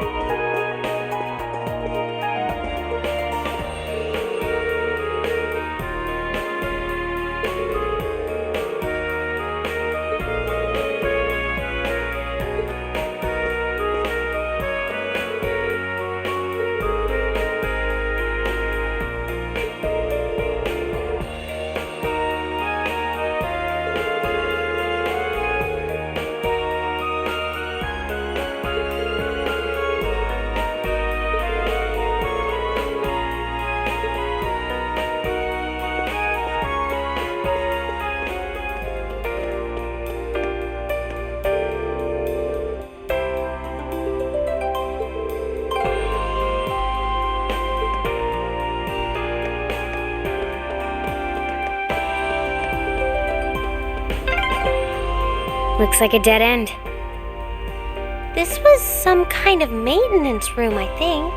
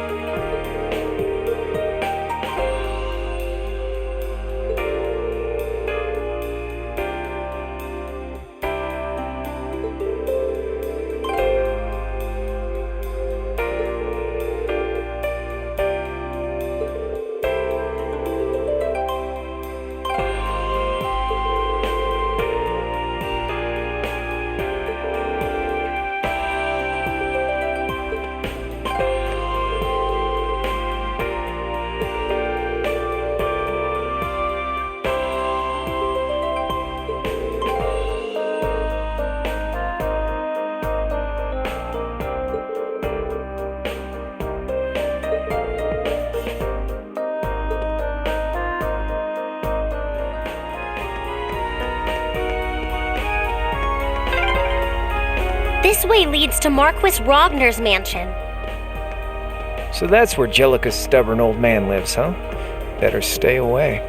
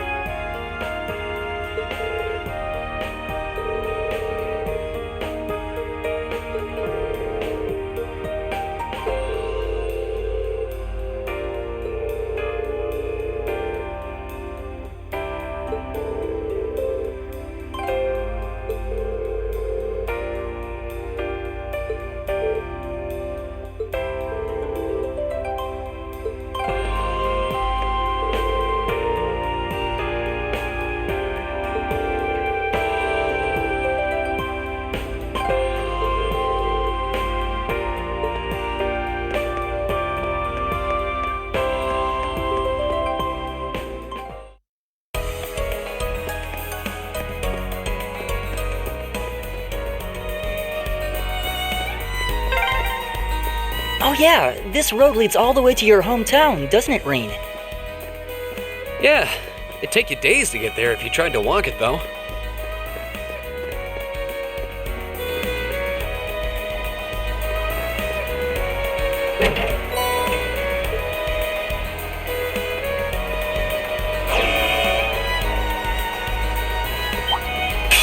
Be careful, this one looks strong. Right!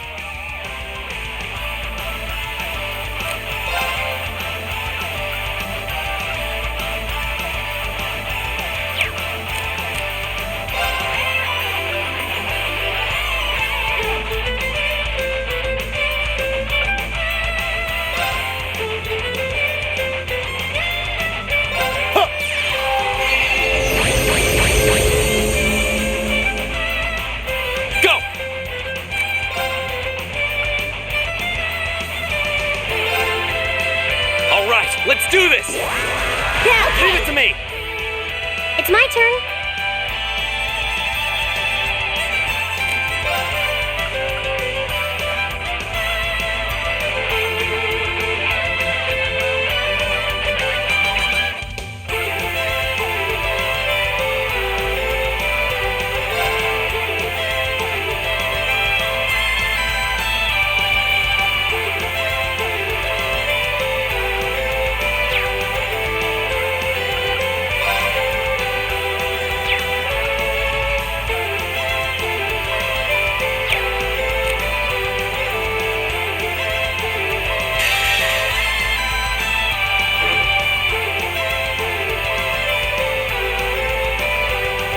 This is my secret weapon!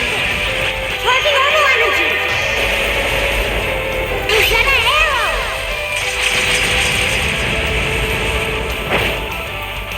My turn!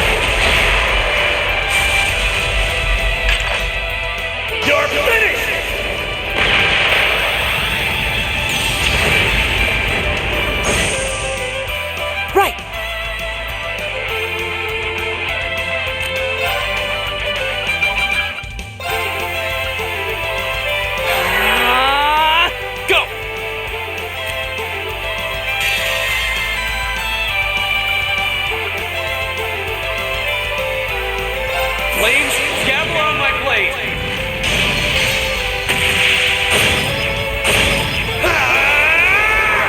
Strike!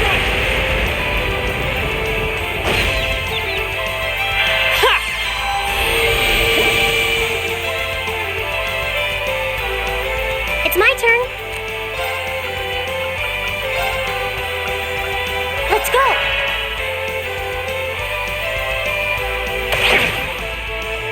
You okay? Appreciate it.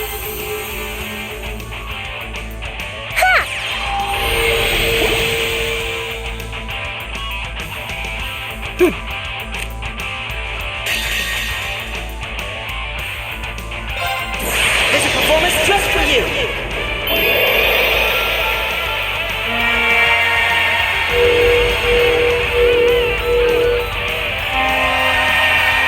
Seventh Rhapsody! You've been a wonderful audience. Right! Now! Let's finish him off!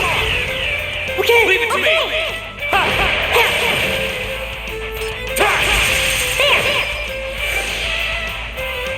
It's my turn.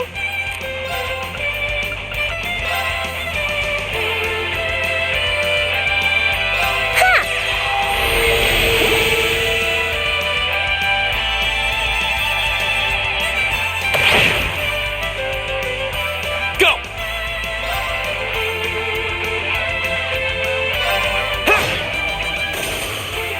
It's my turn.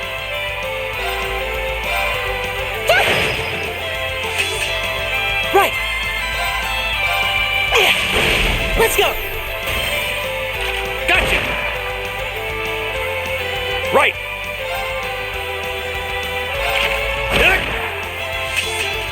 Here we go!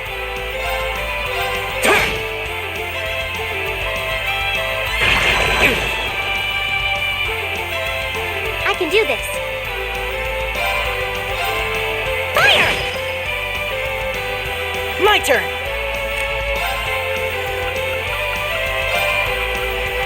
Arcus activate. Go! It's my turn!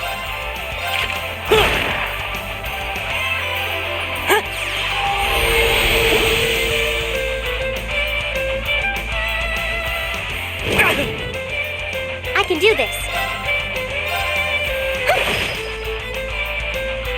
My turn!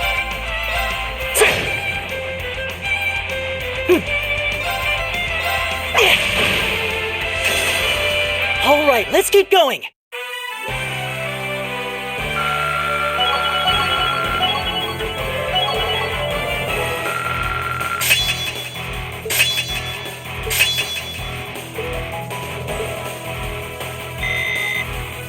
Nicely done. All right. I did it! Yeah, more of that, thanks.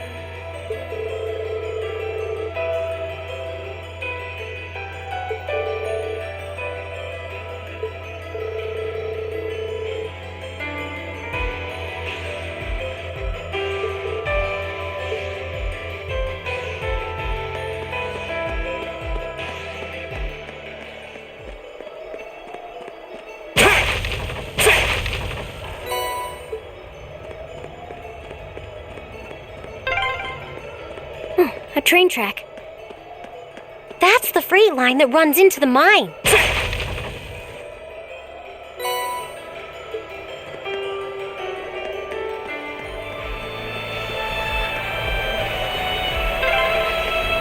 Oh, I'm gonna need a rest before we even get there.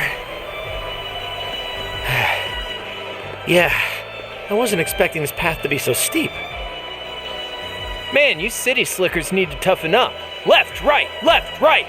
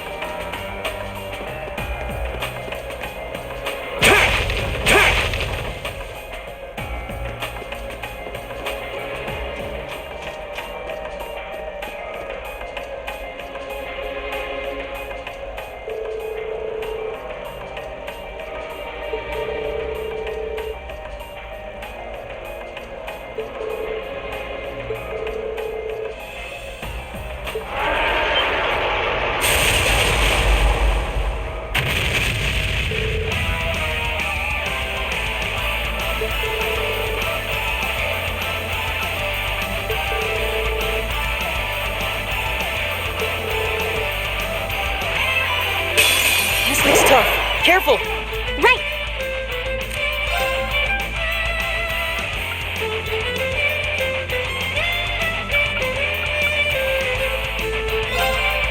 Arcus, activate. Leave it to me.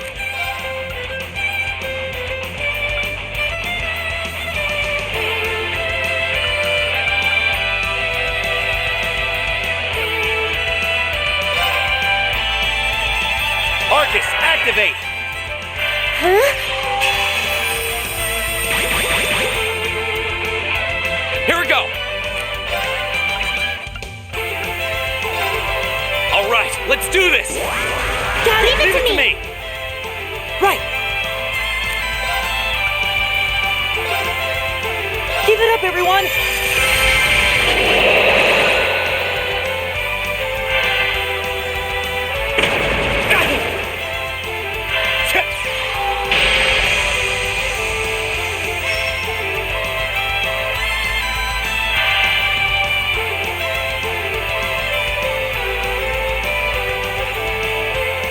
I can do this.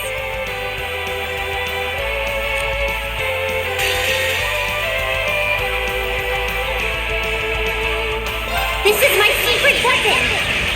Charging orbital energy! Uzena arrow!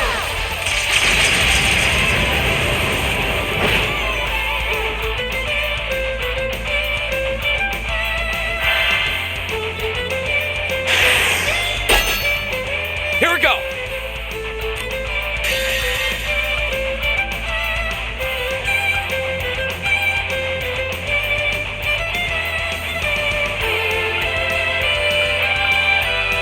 Flames, gavel on my blade!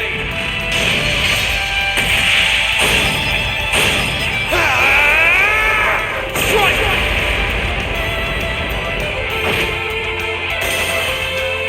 Leave it to me!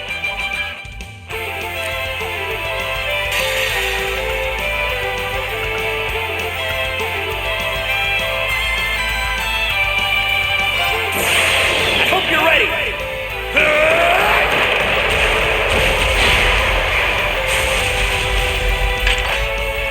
You're finished!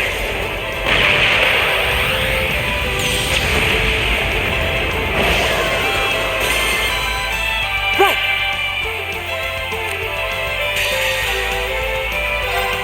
There's a performance just for you!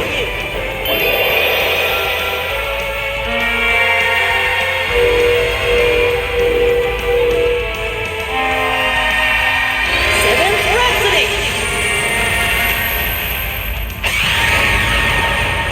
You've been a wonderful audience! Is everybody okay?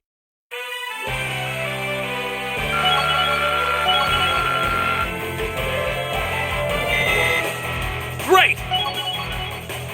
All right!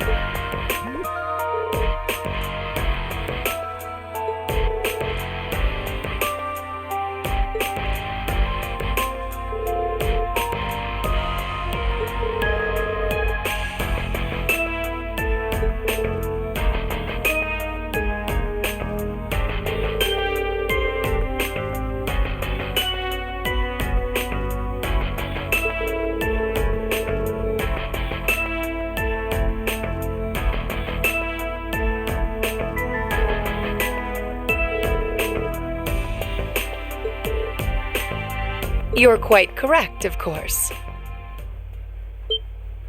Both the Provincial Army and the Railway Military Police have their own roles to fill, each important to the Empire.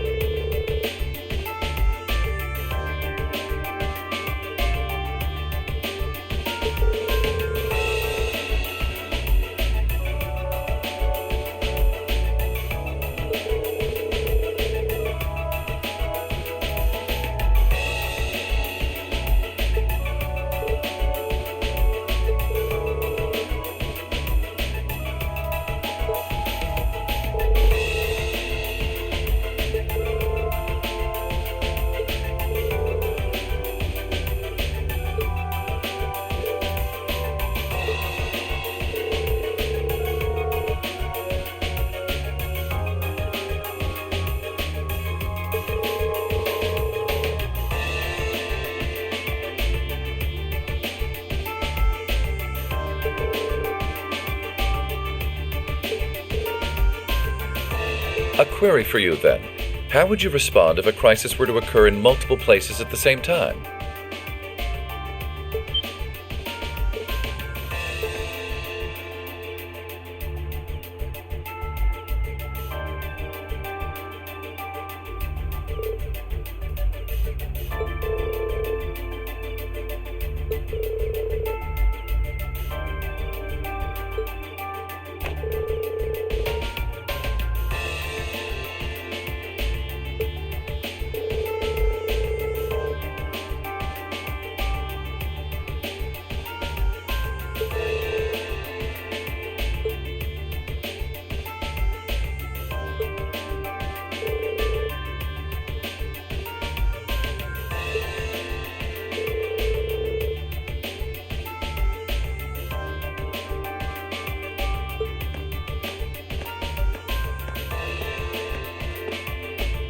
Ah, Captain Claire Reevelt, I presume? It's a pleasure to make your acquaintance. I've heard much about you. It's an honor, Lord Alberea. Please, no need for formalities between us. Rufus is fine. Still, you seem puzzled as to what I'm doing in Roer. Or to be more specific, how I got here. Do I assume correctly? The country's railways are completely under your control. Had I taken a train, you would have known it. And yet, there are no signs I passed through Roer Airport either. The truth is more mundane than fantastic. I arrived aboard the Alberea family's private airship, which currently sits just off a highway on the outskirts of the city, awaiting my return. Blind spots are an unavoidable reality. We all have them. As on the ball as you are, you do well not to overestimate your own superiority. After all, the hardest falls are the ones we don't see coming. I'll be sure to keep that in mind. Now, isn't it time both sides withdrew? And remove those unsightly vehicles from the streets at once. A provincial army must conduct itself with valor and grace at all times. Would you not agree?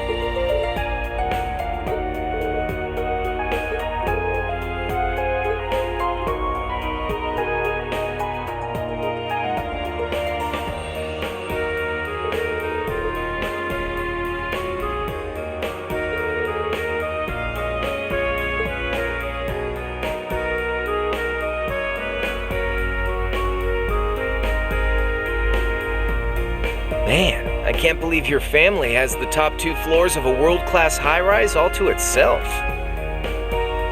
Yeah, even high-ranking nobles would trip over themselves to secure a luxury suite like this. I was afraid you guys would react exactly like you just did. That's why I just kept my mouth shut. Sure, it's large, but it's so pointlessly large for just 2 people, and the only servant we have is Sharon. If you have Sharon, that's the only maid you need, even for a place this big. You said it. Well, we'll be guests here for the next 3 days. So, thanks for having us, Alisa. Well, of course. Don't mention it. My. Is it just me, or do I detect more than a hint of red on Lady Alisa's fair visage? Could she be embarrassed? I am not. We're here on a field study, so could we at least try to take this a little more seriously? I'll lighten up, Machias. It just wouldn't be a proper field study without one of us getting embarrassed about our family.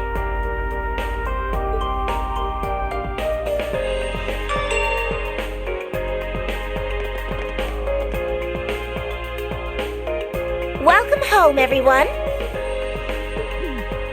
Feels nice to be back. I'll just ignore how you popped up to greet us the moment we walked through the door. I just couldn't wait to see you. Now, if you'll just follow me, I'll show you inside.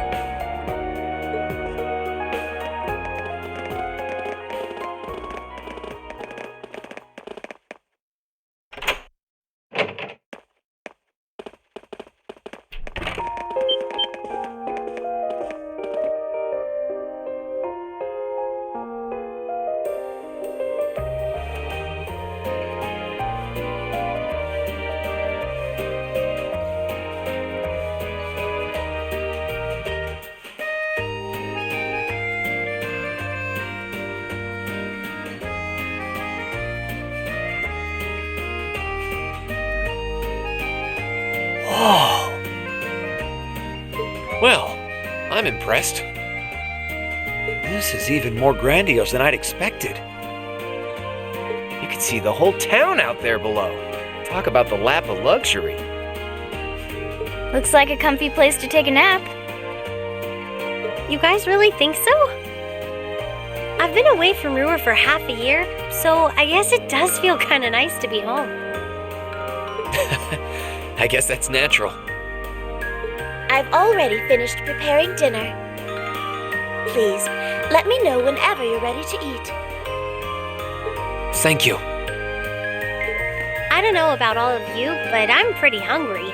What do you say we... Wait, actually we can't, can we? Mother said she'd be eating with us tonight, so we need to wait until she comes home. And there are quite a few things we need to ask her, too. Well, actually, my lady, I'm afraid I received a call from the chairman earlier about that. What?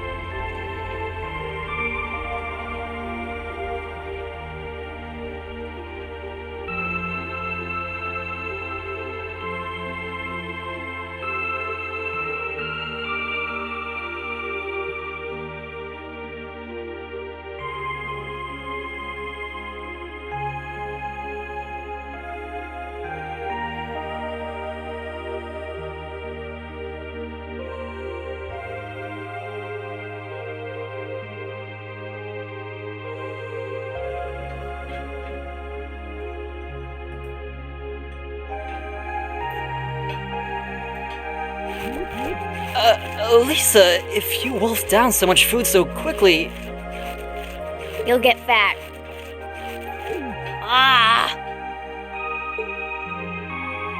It's just this once. I eat a balanced diet the rest of the time.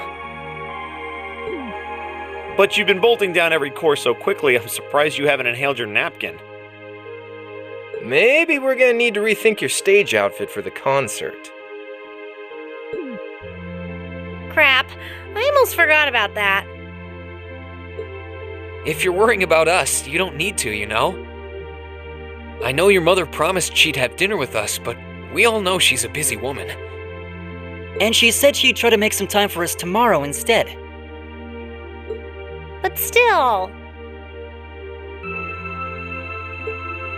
It's not that it bothers me so much, but she sits on Thor's board of directors.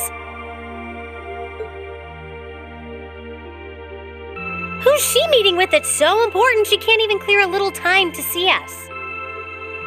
She got off the Lusitania already, didn't she?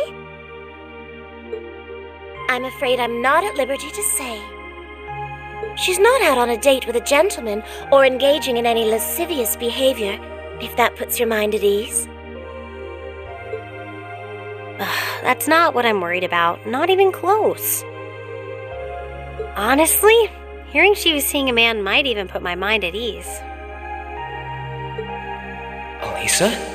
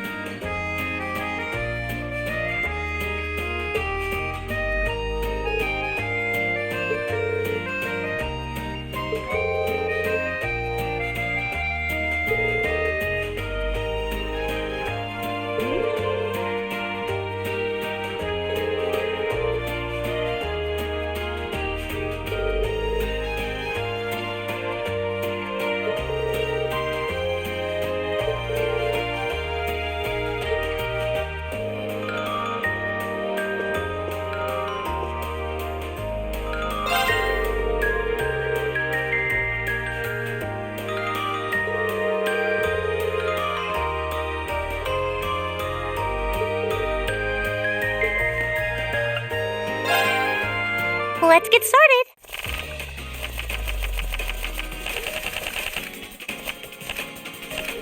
Come on, draw a card. After you, then.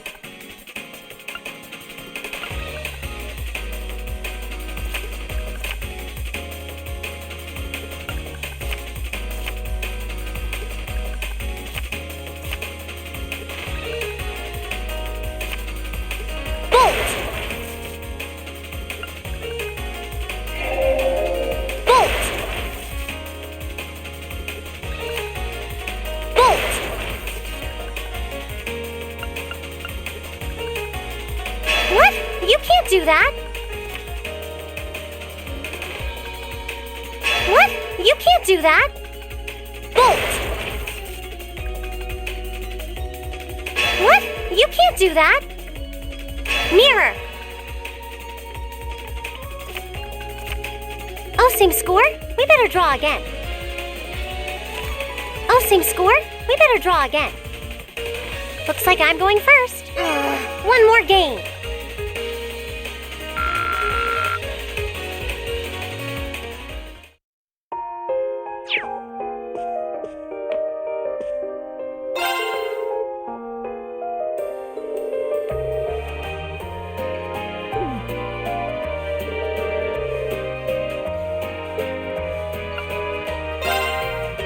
Let the battle begin.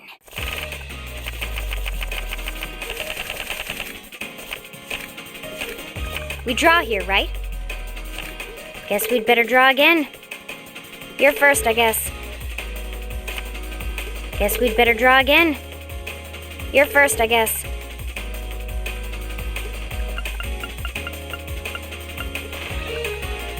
Crap. Take this.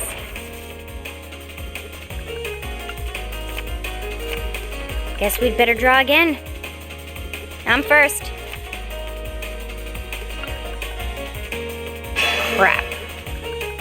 Mirror. Crap.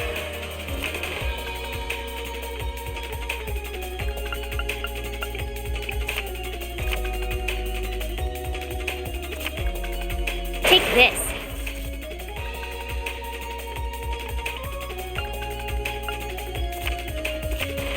Guess we'd better draw again. You're first, I guess. Ouch. Guess I lost.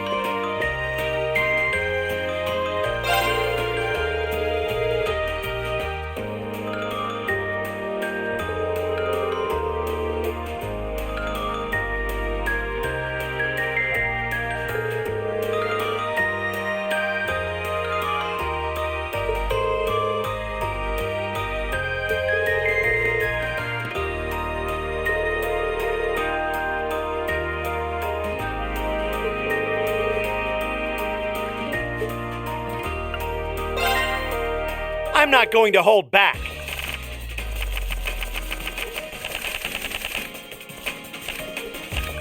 Well then, go ahead and draw.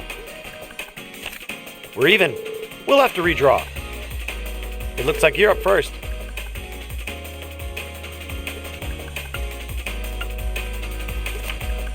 We're even. We'll have to redraw. I'll go first then. Boom!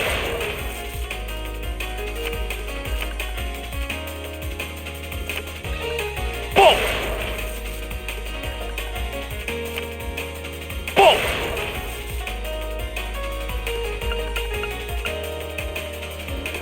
Ah, crap. Now you've done it. Now you've done it. Mirror! We're even. We'll have to redraw. It looks like you're up first. Looks like I win this time.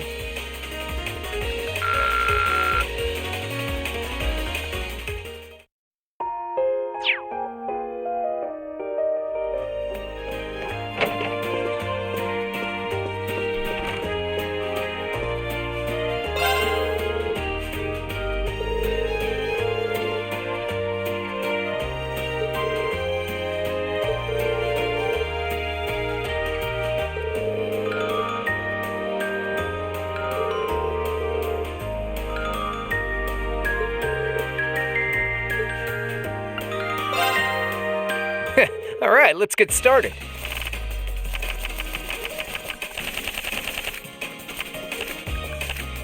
Go on, draw a card. I'm up first. Same score, gotta redraw. You're first.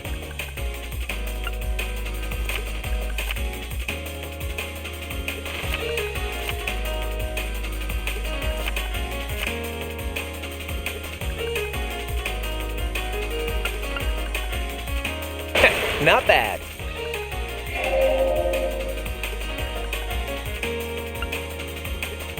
Now, seriously? Take this.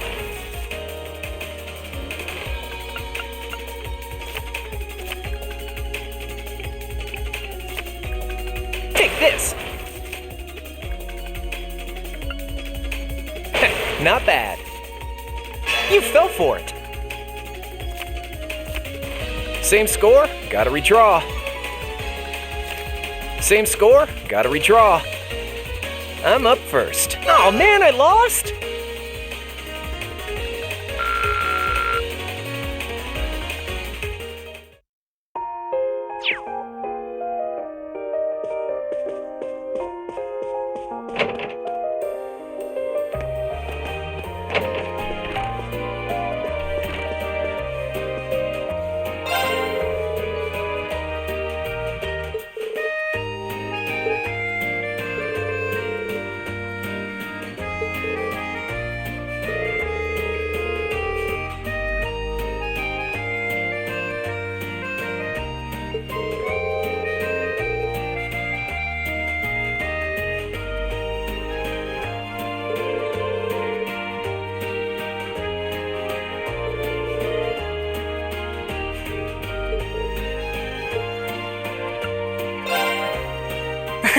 Go easy on me, okay?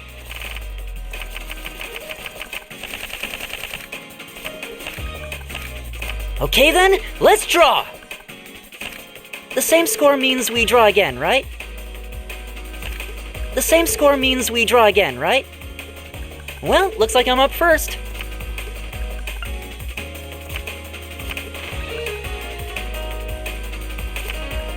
The same score means we draw again, right? Looks like you're up first. The same score means we draw again, right? Looks like you're up first. Bolt! Mirror! Really? You're playing that now? Mirror!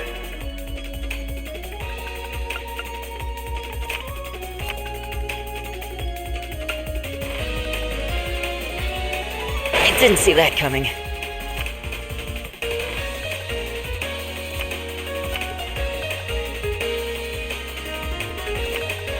The same score means we draw again, right? The same score means we draw again, right? I win!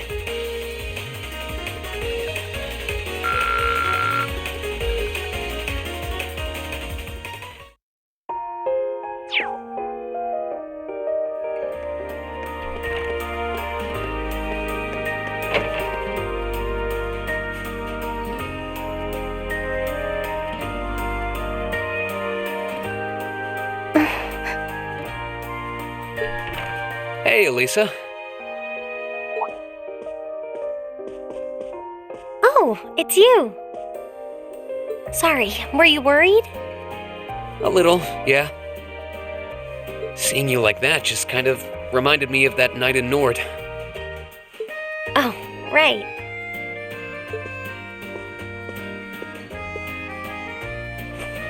Oh, I'm so pathetic. I keep going on about how I'm going to be independent, but then I get all worked up over something as trivial as this.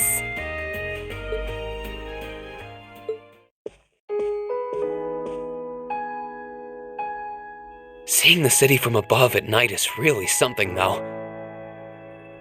And to think, you got to take in a beautiful view like this every night growing up. Yeah, I guess so. It used to be my grandfather, my father, and my mother here. Then after my father died, Sharon joined us.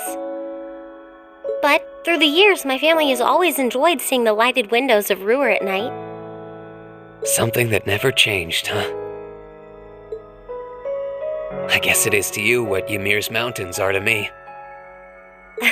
Maybe every family has something like that. Still, first my grandfather left.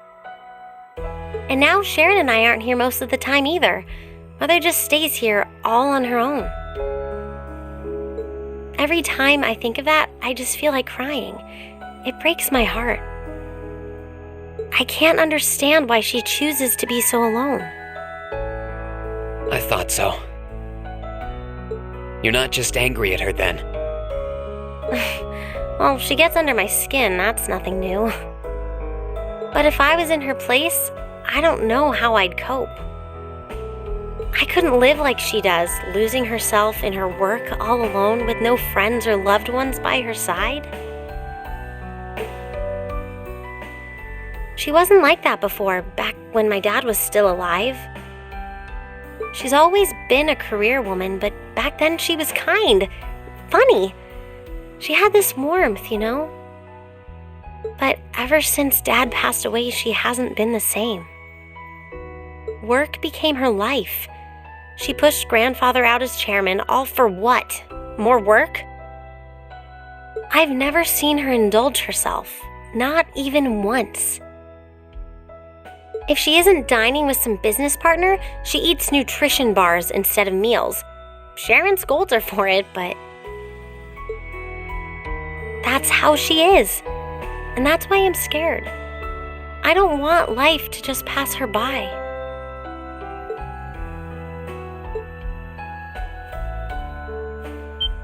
That's really sweet, Alisa.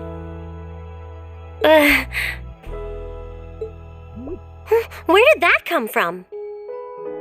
You're always looking out for the people in your life. Even when they get on your nerves, you still care about them.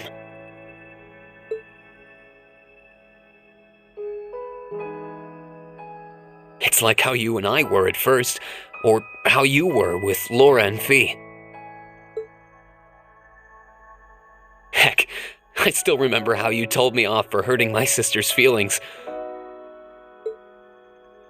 You've been keeping an eye out for Milliam all this time, too. And you should know that we're all really grateful to you for it. Especially me.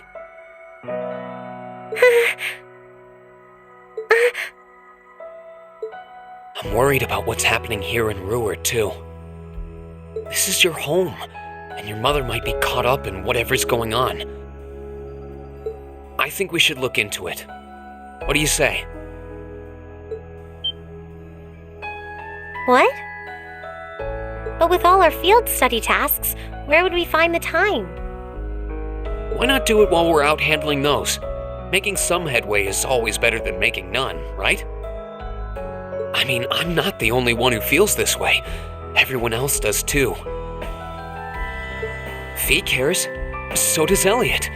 Machias does too. Even Crow's been concerned about you.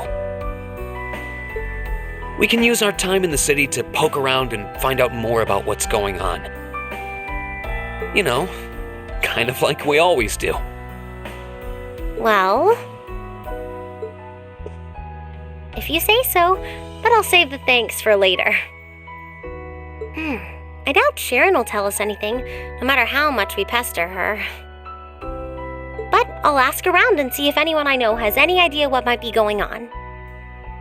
It shouldn't be too late to give some of them a call at least. All right, I'll leave the info gathering to you. Once we get our task list tomorrow, we can discuss how we want to do this. All right. Anyway, I think I'm going to start calling my contacts.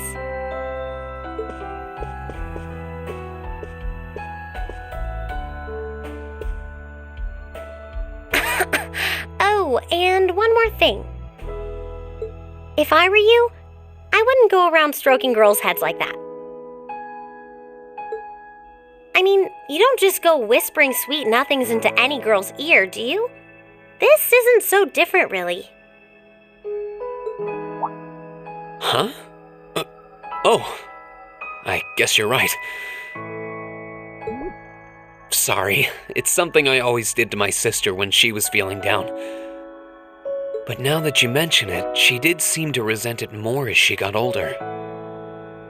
But when I stopped doing it, she called me insensitive and got all upset anyway.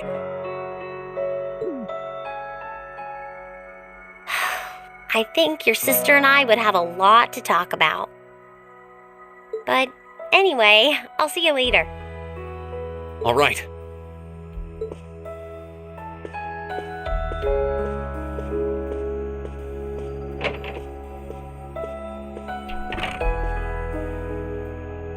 Well, she seems like she's feeling better now. I just hope our efforts will turn up some good leads.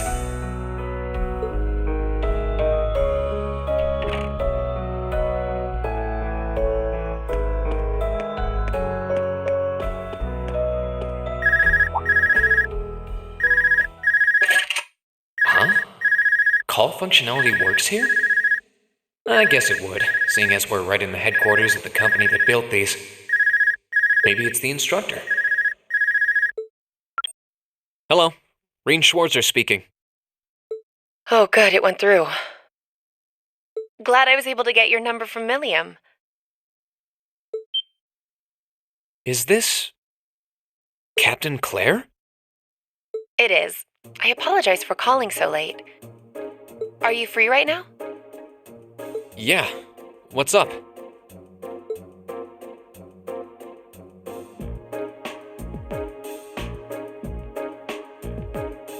There's something important I'd like to discuss with you. But it's a matter best discussed in person. Would it be possible for you to meet me in the city? Sooner is preferable. Like, right now? Would this happen to be related to our field study? Technically speaking, yes. But with the provincial army on alert, traveling in a large group would draw too much suspicion. That's why I decided to contact you directly. You're the team leader. People keep saying that, but I never recall agreeing to it. But sure, I guess. I'll head out right now. Where should I meet you? Go to the upper level. On the south side of the elevated walkway, you'll see a bar called F. It's a quiet, upscale establishment. The perfect place for a private discussion. A bar called F on the south side of the upper level. Got it. I'll head there right away. I'll be waiting. I'm not on a schedule or anything, though, so there's no need to rush. You've got time. And by the way, I'd rather you didn't mention any of this to Alisa. Huh? Why? because what I want to discuss with you happens to involve the Rhineford Company. But I'll leave it to your discretion. Anyway, you know where to find me. It feels a bit cruel to keep only Alisa out of the loop. But it sounds like it's pretty important. I think it'd be better to go now and tell everyone else about it later.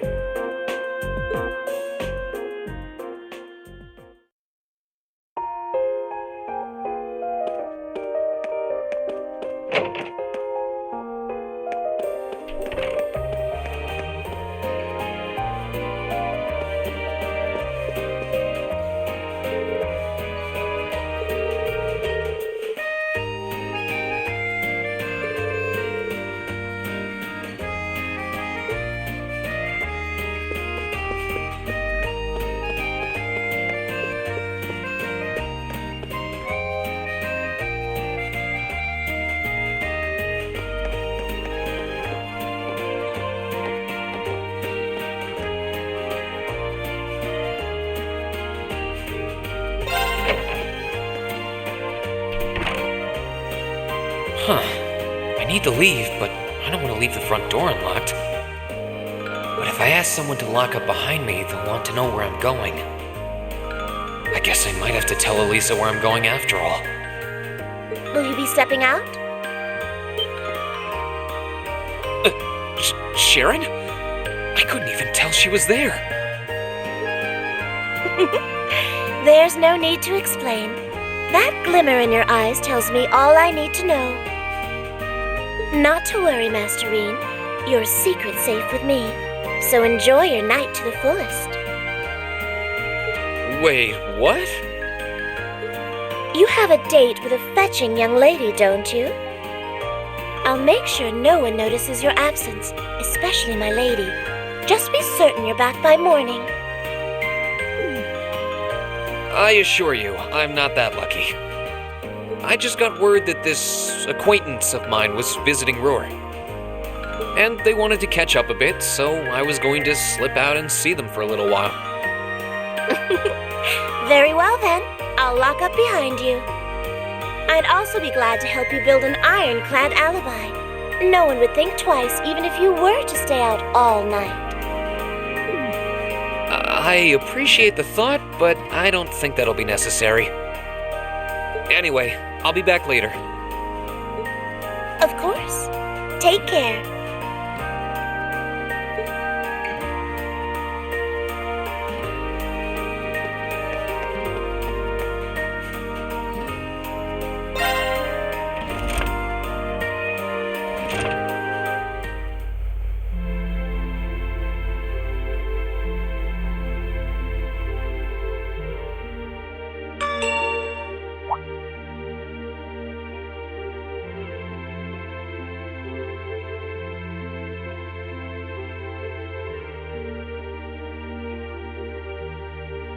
It's past 9 already, but I still see quite a few people working.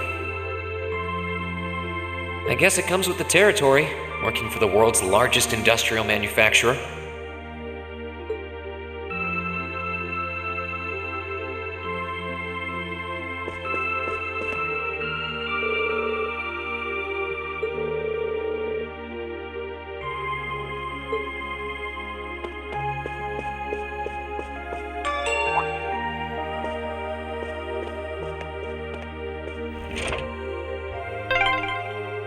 What was that?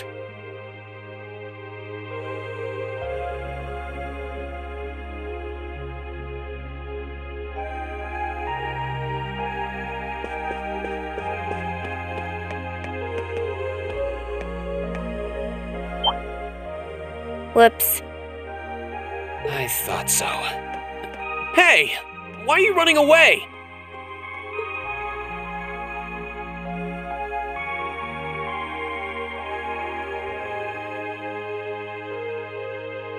I'm surprised you noticed me. I was trying pretty hard to be stealthy. How long were you hiding there? Wait, have you been trailing me ever since I left the penthouse? Well, I saw you slip out. So, where are you going? Are you really headed out for a late-night romantic rendezvous? What kinds of lies has Sharon been feeding you anyway? Okay, here's what's up.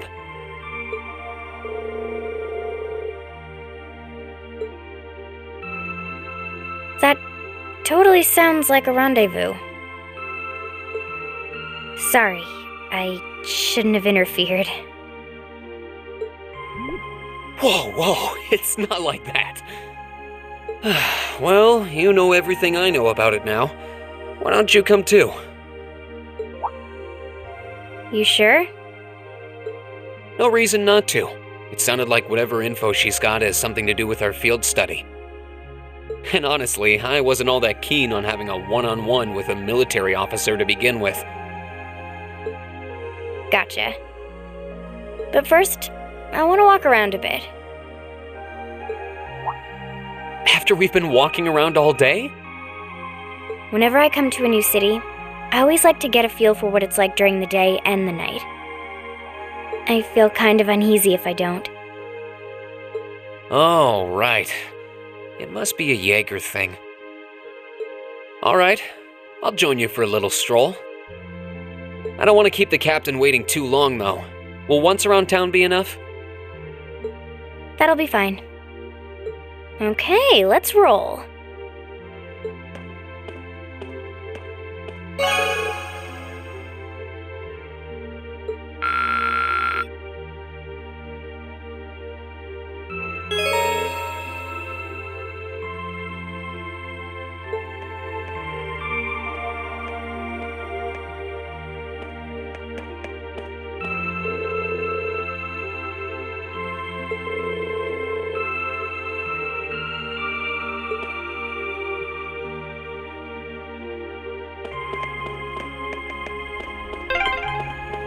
By the way, did you happen to run into Sharon on your way out? She saw me leaving, but she just let me go. Even the best maids aren't that all-knowing.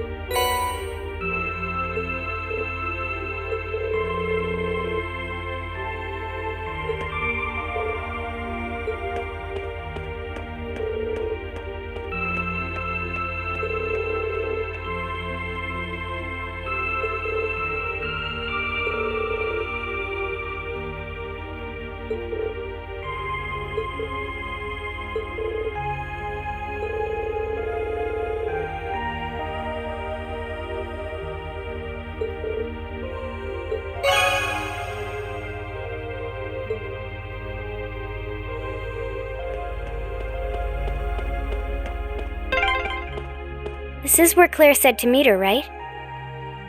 Yeah, this looks like the place.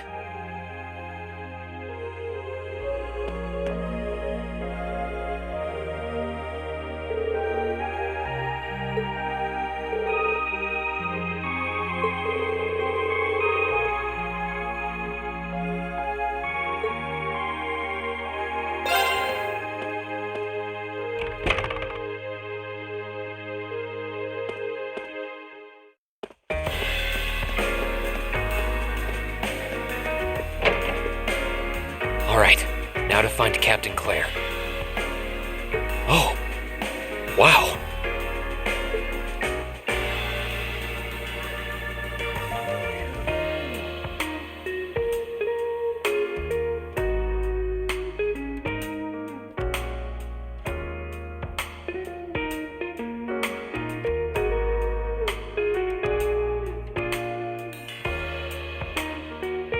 I guess it makes sense that she wouldn't come here in uniform. The charms of an older woman, eh? I think I'll manage.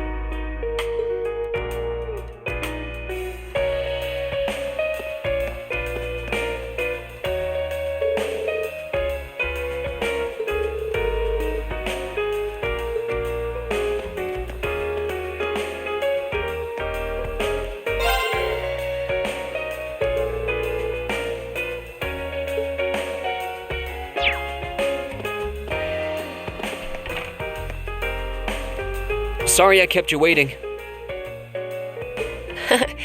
Don't worry about it. Oh. Hi. Yeah, I kind of ran into her on the way here and told her she could come along. That's not a problem, is it? Not at all. I assume you've been surveying the town while acting as Reen's bodyguard? Sounds like you've done your homework. The intelligence division has told me a little. Anyway, I think we might attract a little too much attention if we stay at the counter. What do you say we get a table for 3?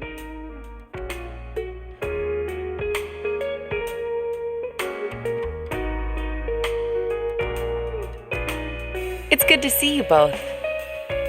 I think this may be the first time we've been able to have a proper conversation. You may be right.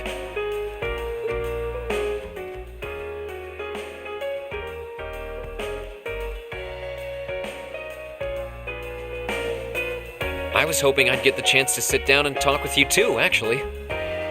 Oh? You sure you don't want me to go? That's not what I mean. I have a lot of questions, like about why Million transferred into our class, for example. But there's one really fundamental question that would go a long way toward answering a lot of the others. What exactly is it that you and Chancellor Osborne are trying to accomplish?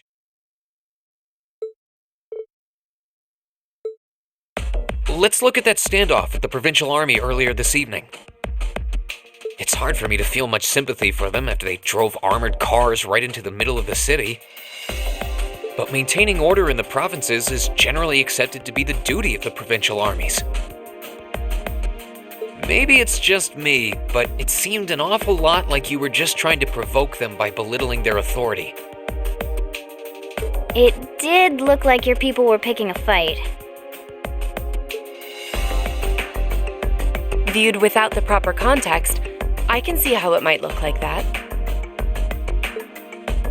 But right now, the factional conflict in the Empire is nearly at its breaking point. Crossbell is buzzing with talk of independence, and Calvert is still weathering its immigration disputes. In such volatile times, there's a very real need to create a far more expansive network to help maintain public order. The only organizations that are up to the challenge are the Railway Military Police and the Intelligence Division. That may be the case. Still, your boss is the one making those conflicts worse. I can't deny that. But at the very least, the Chancellor is acting with a sense of integrity. He hasn't stooped so low as to give aid to terrorists, unlike some others I could name. I want you to at least understand that. Wait, so... Wow, she really said it. So the noble faction's been the one backing the terrorists, huh? I'm afraid there's no longer any doubting it. We've all but confirmed the involvement of Duke Cayenne, the most prominent representative of the 4 great houses. The 3 airships the Imperial Liberation Front have been using have been traced back to Ordis as well. I'd wondered how they got their hands on those. I've heard the Duke is just a gaudy old man, but... Eustace's brother came to pick him up in Legram, didn't he? That's what Toval told us. And now, Rufus just so happens to pop up on another of his secret trips. Captain Claire, what's going on in Roer? And how are Alisa's family and the Rhineford Company involved? I guess it's time to get to the matter I called you here for in the first place. The Railway Military Police is currently weighing the possibility of a forced inspection of Rhineford's first factory. Sounds serious. The first factory belongs to one of Rhineford's major divisions, right? Correct. It's one of the main divisions and handles the bulk of the company's iron and steel processing, among other things. They're also currently under suspicion of something I'm not at liberty to discuss with you right now. The 2 of you are aware that project management at Rhineford is split up across several major branches, right? It is? And on top of that, she's got her hands in the development of our Arcus units too. It's way too much work for one person. How many projects does Mother have under her wing right now? Well, I'm afraid I can't give a simple answer to that. But suffice to say, the chairman only knows about a small number of the projects in development by the Reinford Group. Well, lately, the directors have. Come to think of it, I overheard Alisa and Sharon talking about something like that. For years now, Reinford has been the Empire's heavyweight when it comes to heavy industry and manufacturing. The company is split into different divisions that handle things like steel production, railways, weaponry, and tools. The problem is that those divisions have simply become too large. Large enough to have their own internal allegiances, some to the nobles, with others supporting the reformist faction. Are you serious? So even companies are taking sides. I'm sure Irina Reinford is aware of this to at least some extent as the company's chairman. But the self-supporting accounting system she introduced has the side effect of granting each division a long leash. Because of that, I doubt even she has a full grasp of the situation. So, the first factory you guys have your sights set on for that inspection is aligned with the noble faction, I assume. You assume correctly. And the provincial army is doing everything it can to stop us from carrying out that investigation. That's what led to this evening's quarrel. I imagine Chairman Irina is currently doing her utmost to rein in all the divisions and get them back in line. The thing is, when she seized control of the company 5 years ago, she had to rely on support from both sides. Being indebted to them like that, I have my doubts she'll be able to target the underlying problem. It's sounding shadier by the minute. You can say that again. The situation seems even more dire than I thought. And while all this is going on, the factional conflict keeps burning hot across the rest of the Empire. I've told you as much as I can right now. Tensions are mounting all over the country, but Roer has an extra fuse of its own. Try to gain an understanding of the crisis unfolding here, then do your best to stay out of it. Whatever other lessons Class 7 takes away from this field study, I hope that ends up on the list.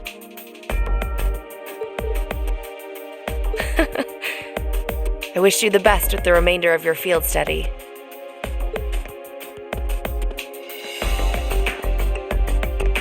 Please have the bill sent to the Railway Military Police Branch Office in Roer Station. Certainly. Enjoy the rest of your evening.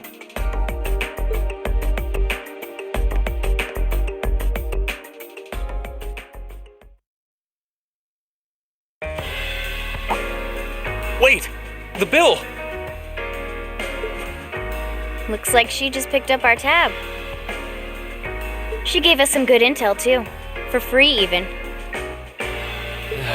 I can't just go running after her now. Looks like we owe her one. So, you like the mature type, huh? She's sorta like Sara, except responsible and composed. You can say that again. Oh. Must be yours. Hello? Reen Schwarzer speak. Reen, what are you doing? Oh, it's just you, Alisa. Well, what do you mean it's just you? Is it true some girl invited you out for a night on the town? Whoa, hold on. A late night date? I thought you only had eyes for me, Reen. Anyway, good job, kiddo. You better spill all the details later, huh? He'll do no such thing! Now, I'm sure there's nothing to worry about. Fee was with him too. Still, it was rash of you to go out on your own without at least consulting us.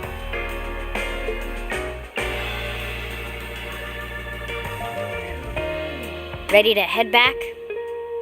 Yeah, I think that'd be for the best.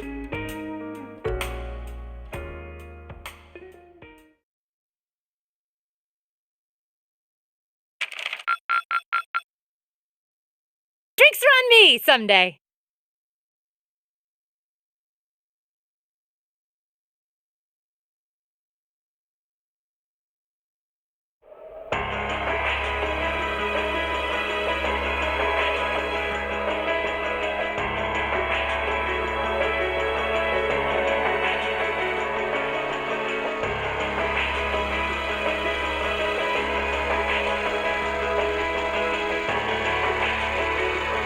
The time has come. First Hyde, then Crossbell, now Roer shall be the third to witness our conviction. As you wish. We'll hit him so hard, they'll be picking up the pieces for weeks. You heard the boss, man. Tomorrow's a red-letter day for us. A real do-or-die moment, in every sense of the word. All our preparations will be rewarded soon, when we sweep in and take the Chancellor's head. Keep your eyes on the prize, and give it all you've got! Yeah!